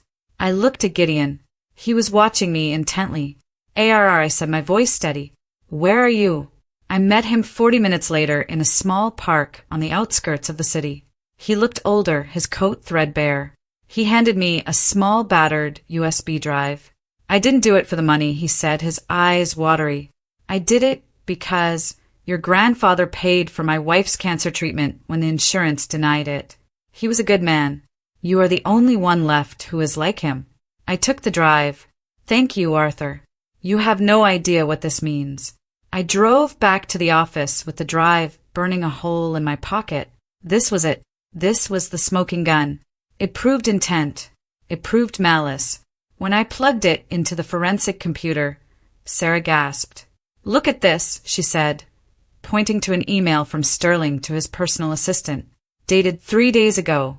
Subject, the e-problem. She won't sign. Get the scan of her signature from the HR file. Overlay it on the first Carolina document. Make sure the pressure looks real. We need that money by Friday, or we are dead. He put it in writing, Gideon said, leaning back. The arrogance. He actually put the order to commit a felony in an email. This is checkmate, I said. Gideon looked at me. We can leak this, Emory. We can drop this to the press tonight. It would destroy their credibility before court even opens tomorrow. The scandal of the century would become the arrest of the century. I looked at the screen. I thought about the anonymous post calling me a thief. I thought about the humiliation. It would be so easy to destroy them publicly, to let the court of public opinion tear them apart. No, I said. Gideon raised an eyebrow. No, we're not them, I said firmly. We do not fight with gossip. We do not fight with leaks. We take this to the district attorney, and we take it to the judge. I want to win on the record. I want the history books to show that I did this the right way. Gideon smiled, a rare, genuine expression. Your grandfather would be proud. But my mother wasn't done playing dirty.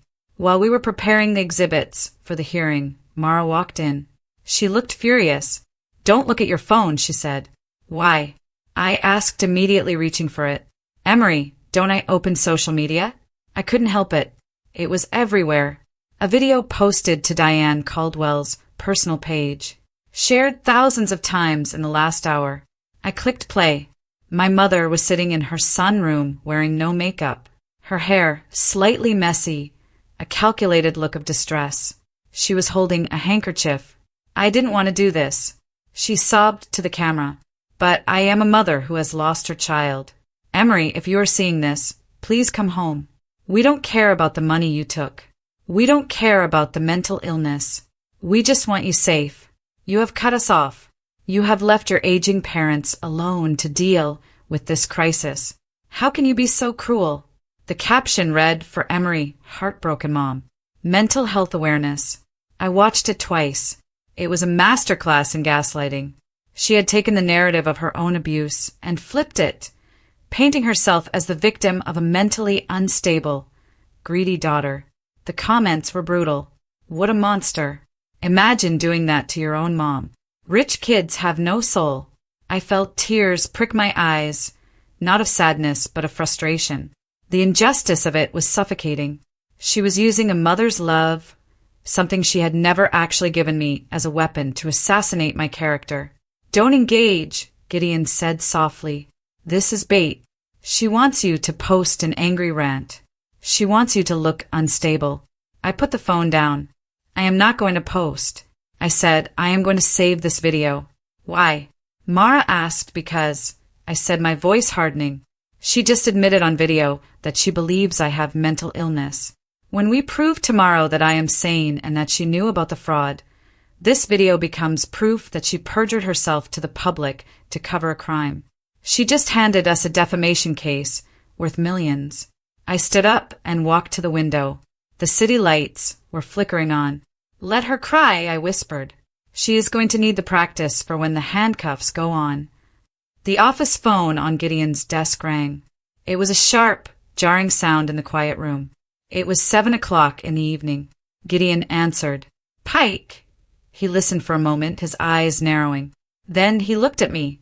Put him on speaker, Gideon said. He pressed the button. Mr. Pike, this is Elliot Vaughn at Summit Heritage Trust. Elliot's voice was tight, urgent. Mr. Vaughn, Gideon said, we are in the middle of hearing prep. I am aware, Elliot said, but I am calling to report a level 0 security event. It just happened 2 minutes ago. What kind of event? I asked, stepping closer to the desk. Someone just submitted a physical access request to the central vault system. Elliot said they're not at the branch. They're using a remote executive key. A remote executive key? I asked. What is that? It is a master override, Elliot explained. Walter Caldwell had 2 made. One was destroyed. The other was supposed to be in his possession when he died. My father, I realized he found it. He must have found it in Grandpa's old papers at the house. The person using the key is attempting to authorize a transfer of assets. Elliot continued. They are trying to move the deed of the Meridian Harbor property out of the trust and into a holding company. Wait, I said, confused. Why is the Meridian Harbor deed in my trust? I thought my father owned that land. That was the collateral for his bridge loan. There was a silence on the line. Then Elliot spoke, and his words changed everything. No, Ms. Castillo, your father doesn't own the land. He never did. Walter bought that land 20 years ago and placed it in the trust. Your father has been building his development on land he doesn't own using a forged deed to get the permits. I gasped. The scale of the lie was getting bigger by the second. The system has flagged the transfer because of the protection protocol you activated, Elliot said. But the executive key is powerful. It initiates a 24-hour countdown. If we don't physically override it at the terminal by tomorrow morning, the land transfers automatically. My father was trying to steal the land from under me before the hearing. Stop it, Gideon barked. Freeze the system. I can't, Elliot said.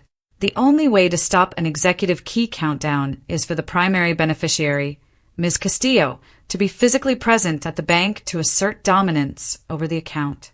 When I asked now, Elliot said, or at least before the market opens.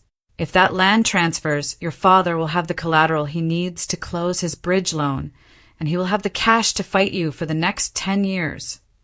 I looked at Gideon. I have to go to the bank.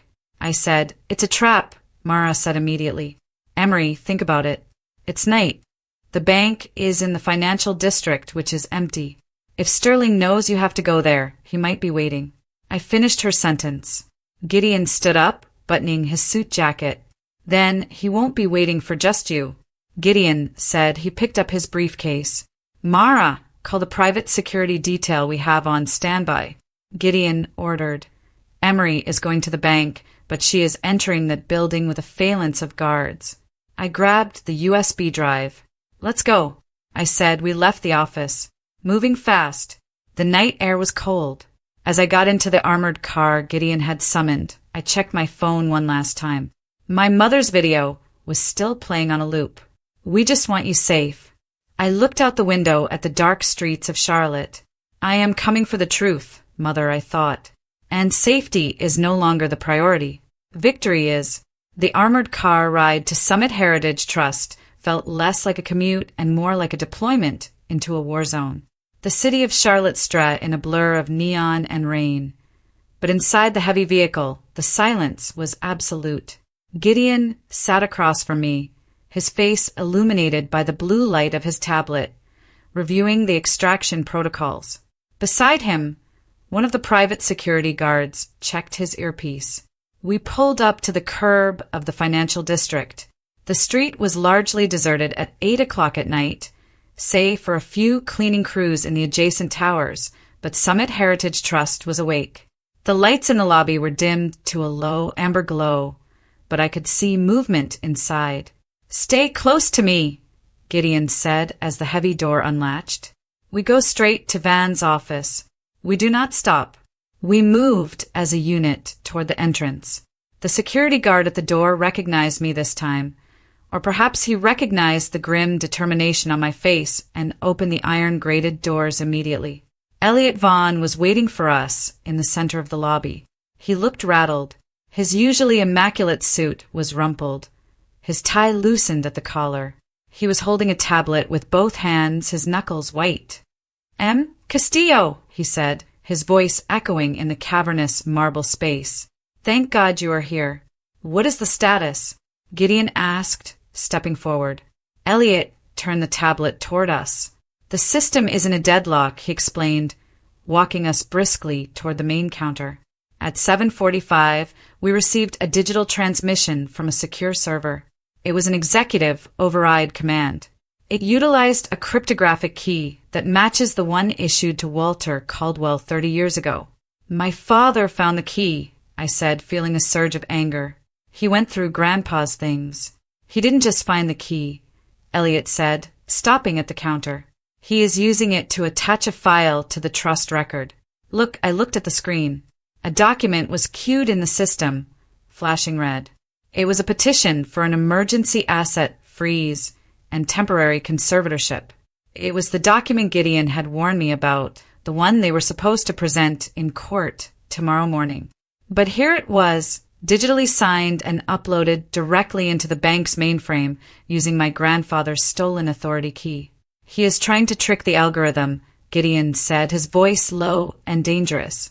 He is using Walter's authority key to validate his own petition against Walter's beneficiary. He is trying to get the system to freeze itself before the judge even bangs the gavel. Is it working? I asked. It initiated a 24-hour hold, Elliot said. That is why I needed you here. The system requires the physical presence of the primary beneficiary to override a conflicting command from an executive key. I need you to place your hand on the scanner and verbally confirm that you are competent and that you reject the transfer of the Meridian Harbor deed. I can do that. I said, let's do it now. Elliot nodded and moved behind the counter to activate the biometric panel. I reached out my hand. Suddenly, the heavy double doors at the entrance of the bank slammed open. The sound was like a gunshot in the quiet lobby. I spun around. 2 security guards were stumbling back, pushed aside by a wall of people. It wasn't just my parents. It was a spectacle. Sterling Caldwell strode in first, wearing a tuxedo. He must have come straight from a benefit dinner. He looked like a titan of industry, his face flushed with righteous indignation. Behind him was my mother, Diane, in a shimmering evening gown, clutching a handkerchief. But they weren't alone. Trailing them were 3 other couples people I recognized immediately. The CEO of First Carolina Bank, a prominent city councilman, and a wealthy donor to my mother's charity. They were clearly the dinner guests my parents had dragged along, witnesses to the drama. There she is, my mother screamed. Her voice was shrill, shattering the dignified silence of the bank. She ran toward me, her heels clicking frantically on the marble. Emmy, oh, thank God we found you. I took a step back, my heart hammering against my ribs. Gideon stepped in front of me, a human shield in a pinstriped suit. Mr. Caldwell, Mrs. Caldwell, Gideon said, his voice booming. You are trespassing on private property. This is a secure banking facility. My father didn't stop. He walked right up to the velvet rope, ignoring Gideon completely. He pulled out his phone and held it up. The camera lens pointed directly at my face. The red recording light was blinking. Trespassing, Sterling laughed. A harsh barking sound. We are here to save our daughter. We tracked her phone. We knew she would come here in her manic state to try and liquidate the funds. He turned the phone to the bewildered VIPs behind him. Look at her, he shouted, gesturing at me. Look at her eyes. She is unstable. She has been brainwashed by this lawyer into thinking she can steal her grandfather's legacy. Diane threw herself against the counter, sobbing theatrically. Emory, please stop this. You're not yourself. You are having an episode. Just come home with us. We can get you help. We can fix this. Don't let these men steal our family's money through you. I stood there, paralyzed for a split second by the sheer audacity of it. They had brought an audience. They were staging an intervention in the lobby of Summit Heritage Trust to create evidence for the court hearing. If I screamed, I looked crazy. If I ran, I looked guilty. There were other clients in the bank, a few men in dark suits sitting in the far lounge area. Clearly international businessmen. They had all stood up, watching the scene with rapt attention. I felt the heat rising in my face. This was their weapon. Shame. They thought that if they made it public enough, loud enough, and ugly enough, I would fold just to make it stop. Elliot Vaughn slammed his hand on the counter. Order, he shouted. This is a place of business. Sterling turned the camera on Elliot. And you, Sterling sneered, you are the bank manager enabling this fraud. You are letting a mentally ill woman access millions of dollars because you want the commission. I will have your license. Sir, I will have this entire bank investigated by morning. Gideon moved closer to my father.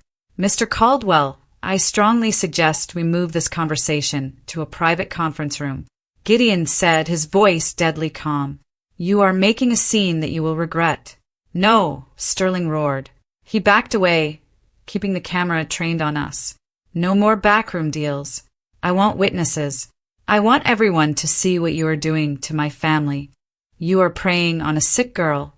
My mother reached out, trying to grab my hand over the counter.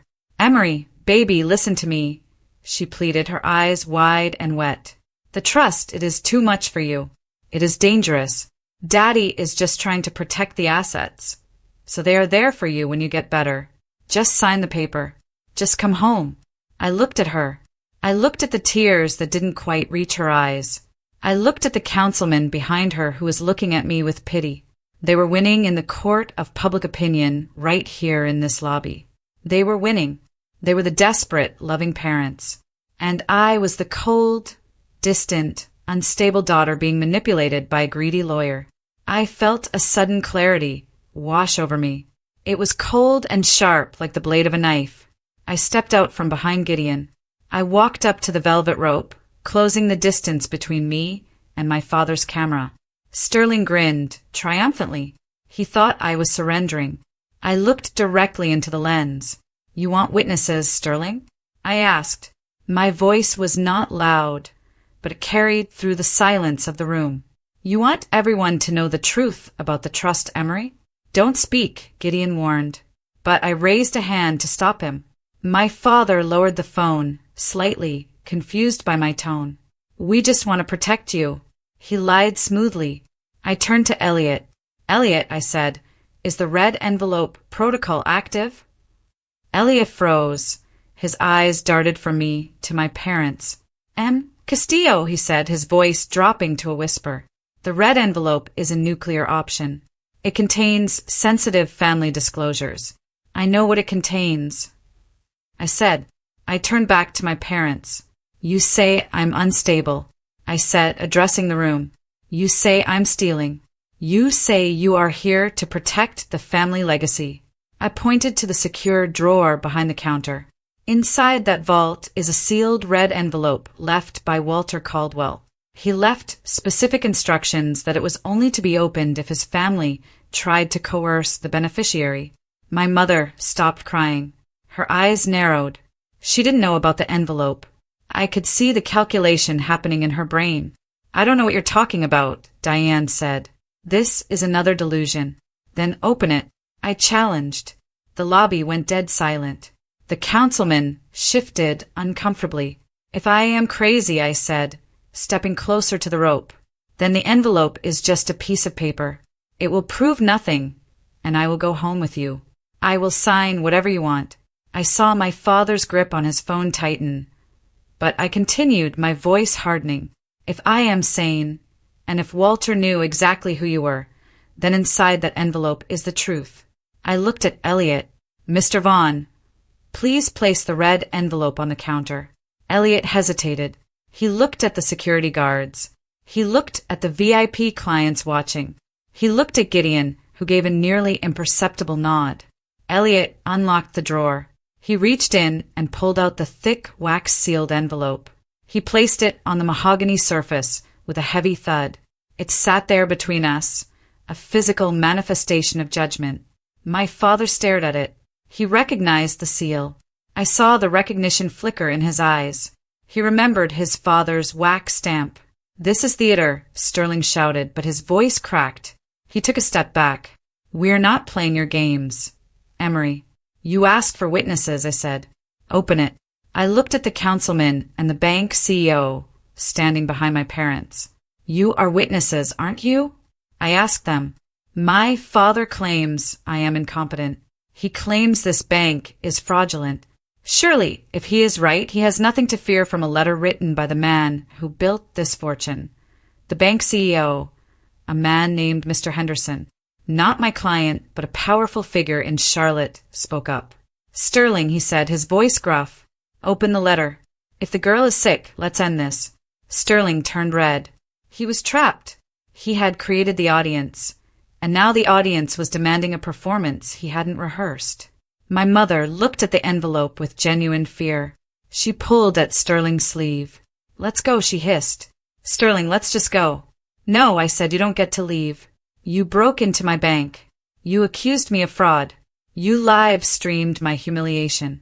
We are finishing this. I looked at Elliot. Mr. Vaughn, I said, as the beneficiary, I authorize the opening of the red envelope in the presence of legal counsel and witnesses. Elliot looked at the envelope. He looked at my parents. If I break this seal, Elliot said, his voice grave, the contents become a matter of institutional record. They will be entered into the discovery for the hearing tomorrow. And he paused, looking directly at my father, and once read. They cannot be unread. There are reputations in this room that will not survive what is written on these pages. Sterling lowered his phone. The recording light went off. The bluster was leaking out of him, replaced by the primal fear of a predator who realizes he has walked into a cage. Open it, I said.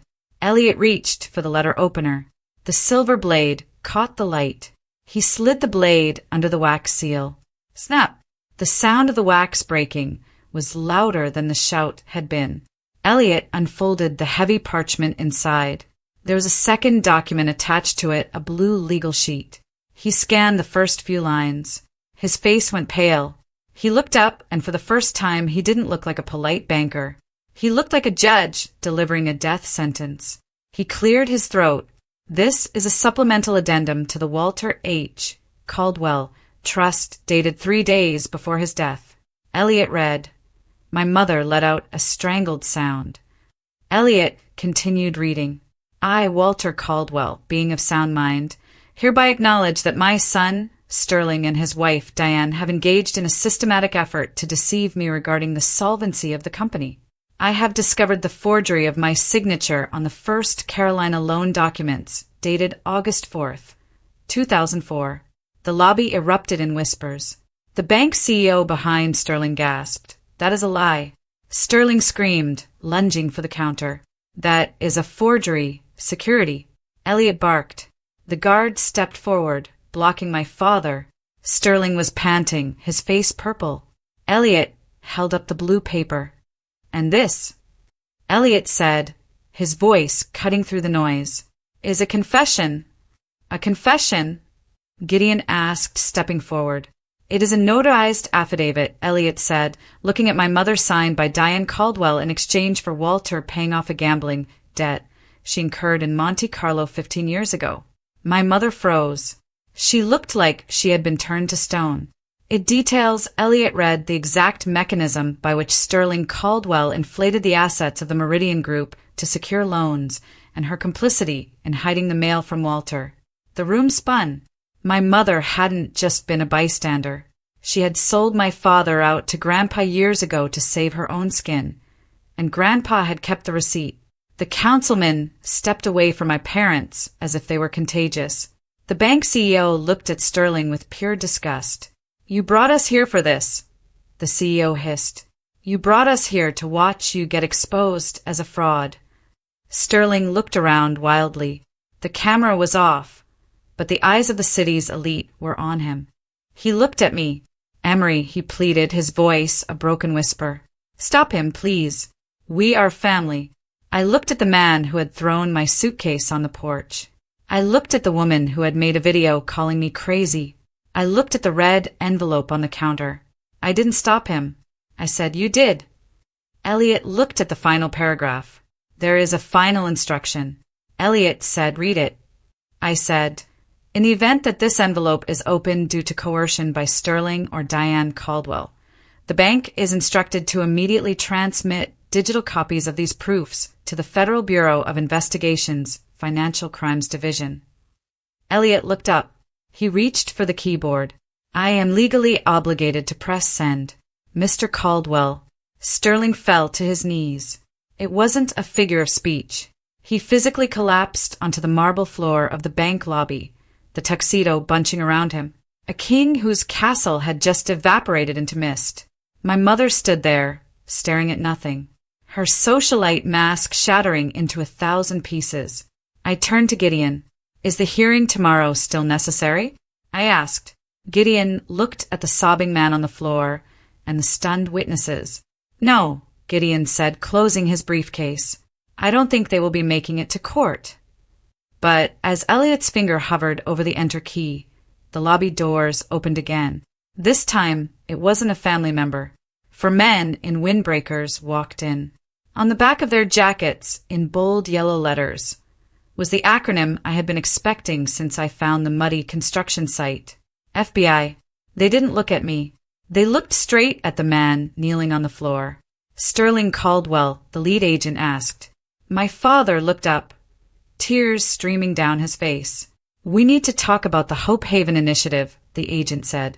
I watched them pull him up. I watched them put the handcuffs on. I watched my mother try to walk away, only to be gently stopped by a female agent.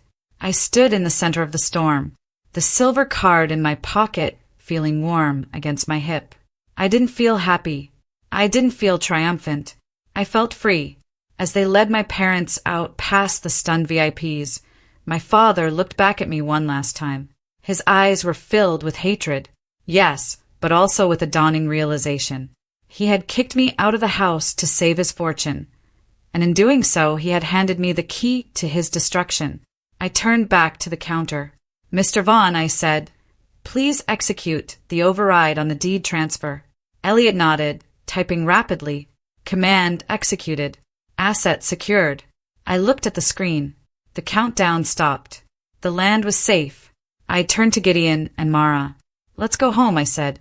We walked out of the bank, leaving the wreckage of the Caldwell dynasty behind us on the marble floor.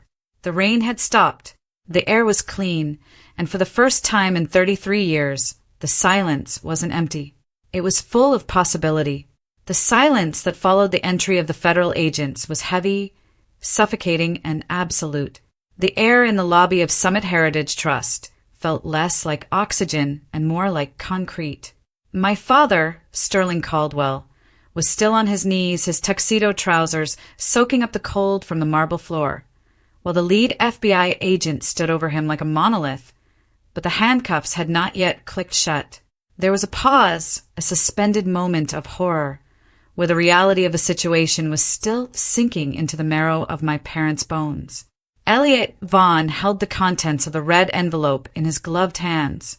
The document was old, the paper slightly yellowed, but the ink was as black as a judge's robe.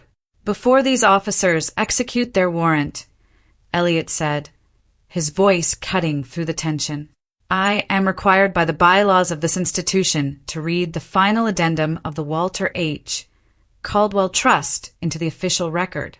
This is the trigger mechanism that summoned the authorities. My mother Diane was trembling so violently that the sequins on her gown made a soft, rattling sound. She looked at the paper as if it were a death warrant. In a way, it was Elliot adjusted his glasses and began to read. To my granddaughter, Emory, if you are hearing this, it means that my son Sterling has finally proven me right. I spent the last years of my life watching him look at my assets, not with gratitude, but with a hunger that scared me. I saw him practicing my signature. I saw the way Diane looked at the offshore account brochures when she thought I was asleep. The words hung in the air, a spectral indictment from 16 years ago. My father looked up, his face ashen. He had thought his father was a senile old man. He had been wrong. I knew that eventually they would run out of their own money. Elliot continued reading, and I knew that when they did, they would come for yours. They would try to bully you. They would try to steal the title to the land. They would try to erase you to save themselves.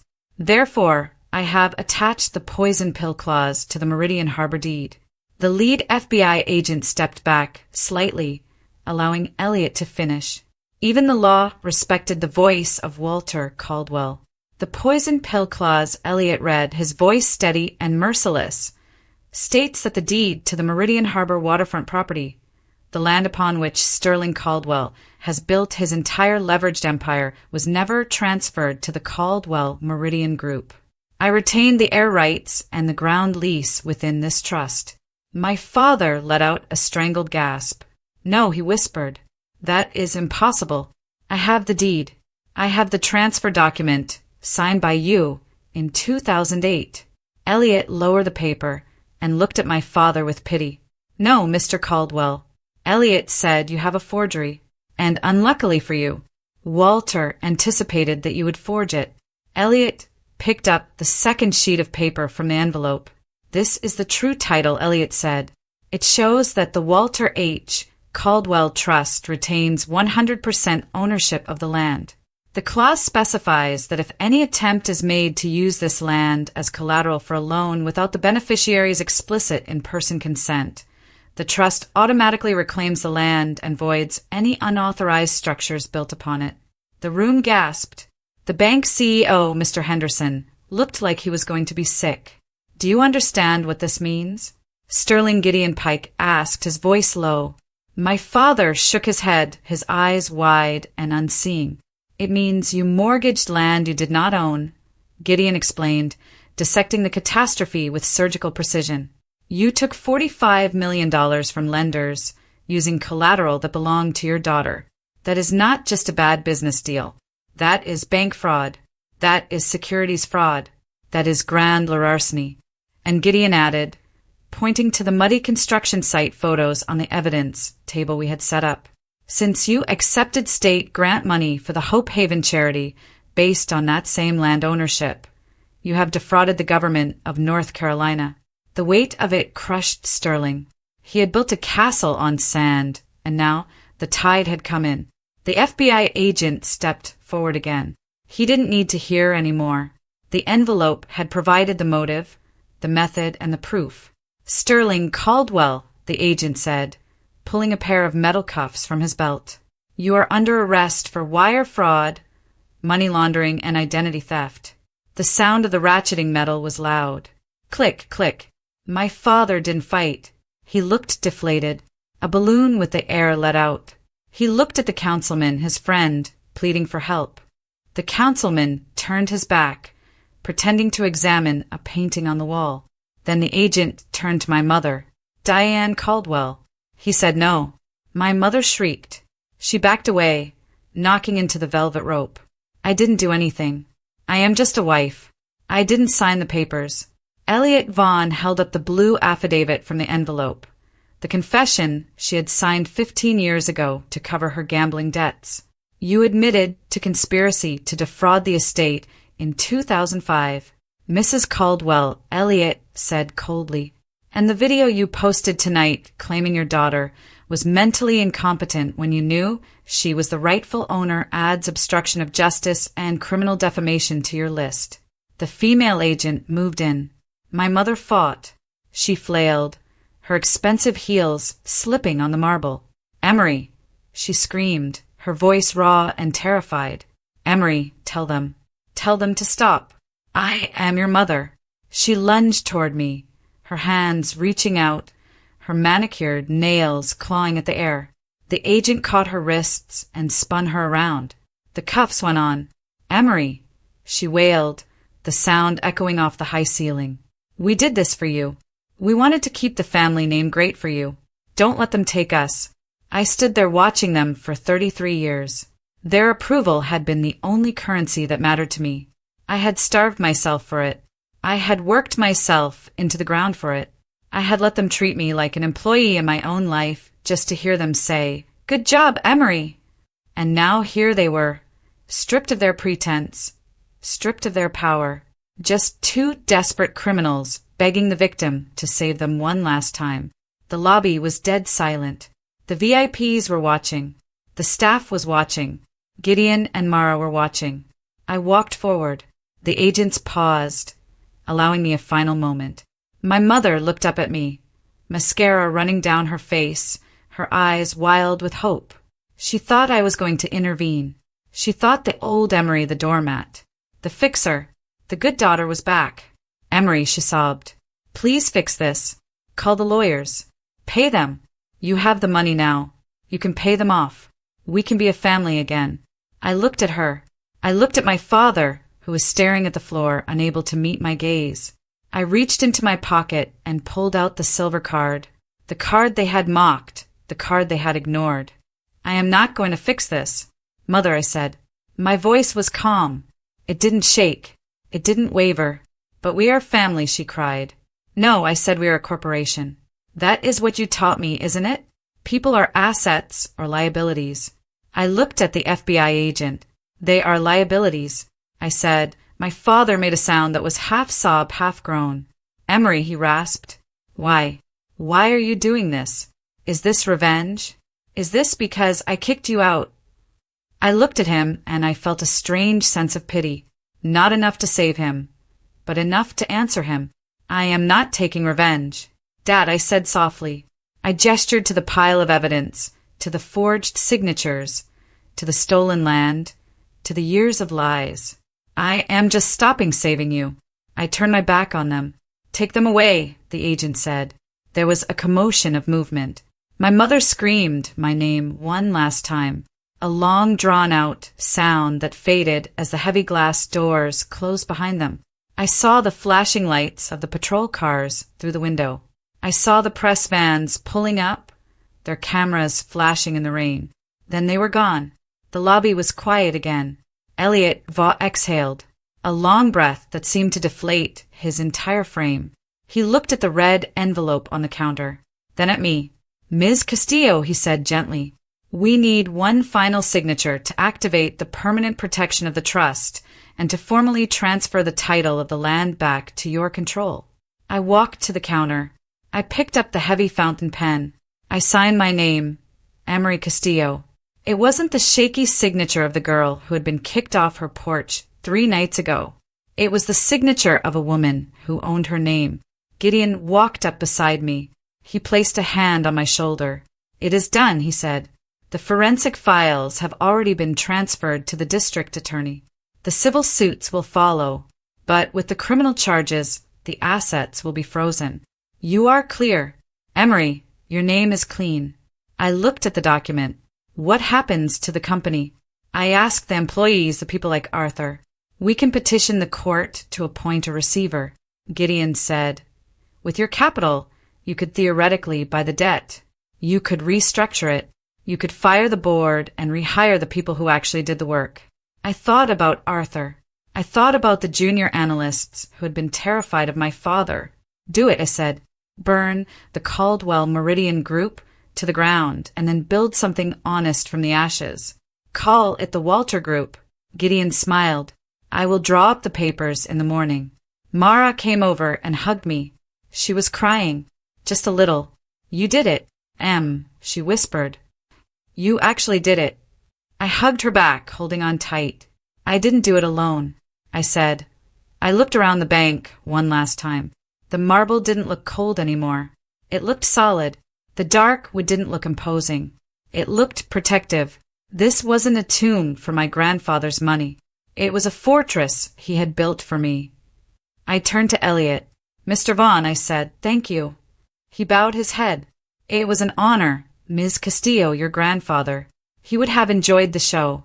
I laughed, a real genuine laugh that bubbled up from my chest. Yes, I said. I think he would have. I walked toward the doors. The security guard held them open for me. I stepped out into the night. The rain had stopped, and the air smelled of wet pavement and ozone. The city of Charlotte stretched out before me, a grid of lights and shadows. 3 days ago, I had stood on a porch with a suitcase and no future. I had been erased. I had been zeroed out. Now I stood on the steps of my own bank with $1.2 billion in the vault and the truth in my pocket. My parents were gone. The lies were gone. The fear was gone. I took a deep breath, filling my lungs with the cool night air. I checked my phone. There was a text from the logistics client. Mr. Henderson, I saw the news. I am so sorry. Can we meet tomorrow? I deleted the text. I didn't need his contract. I didn't need anyone's permission to exist anymore. I walked down the steps toward the waiting car. I was Emory Castillo, and for the first time in my life, I wasn't just surviving. I was free. Thank you so much for listening to the story of betrayal, justice, and the ultimate comeback. I would love to know where you are tuning in from. Are you listening from a busy city like Emory or somewhere quiet? Please drop a comment below with your location and let me know what you would have done if you found that silver card. If you enjoyed seeing justice served, please make sure to subscribe to channel. Hit that like button and smash the hype button to help this story reach even more people who need a reminder that the truth always wins. See you in the next story.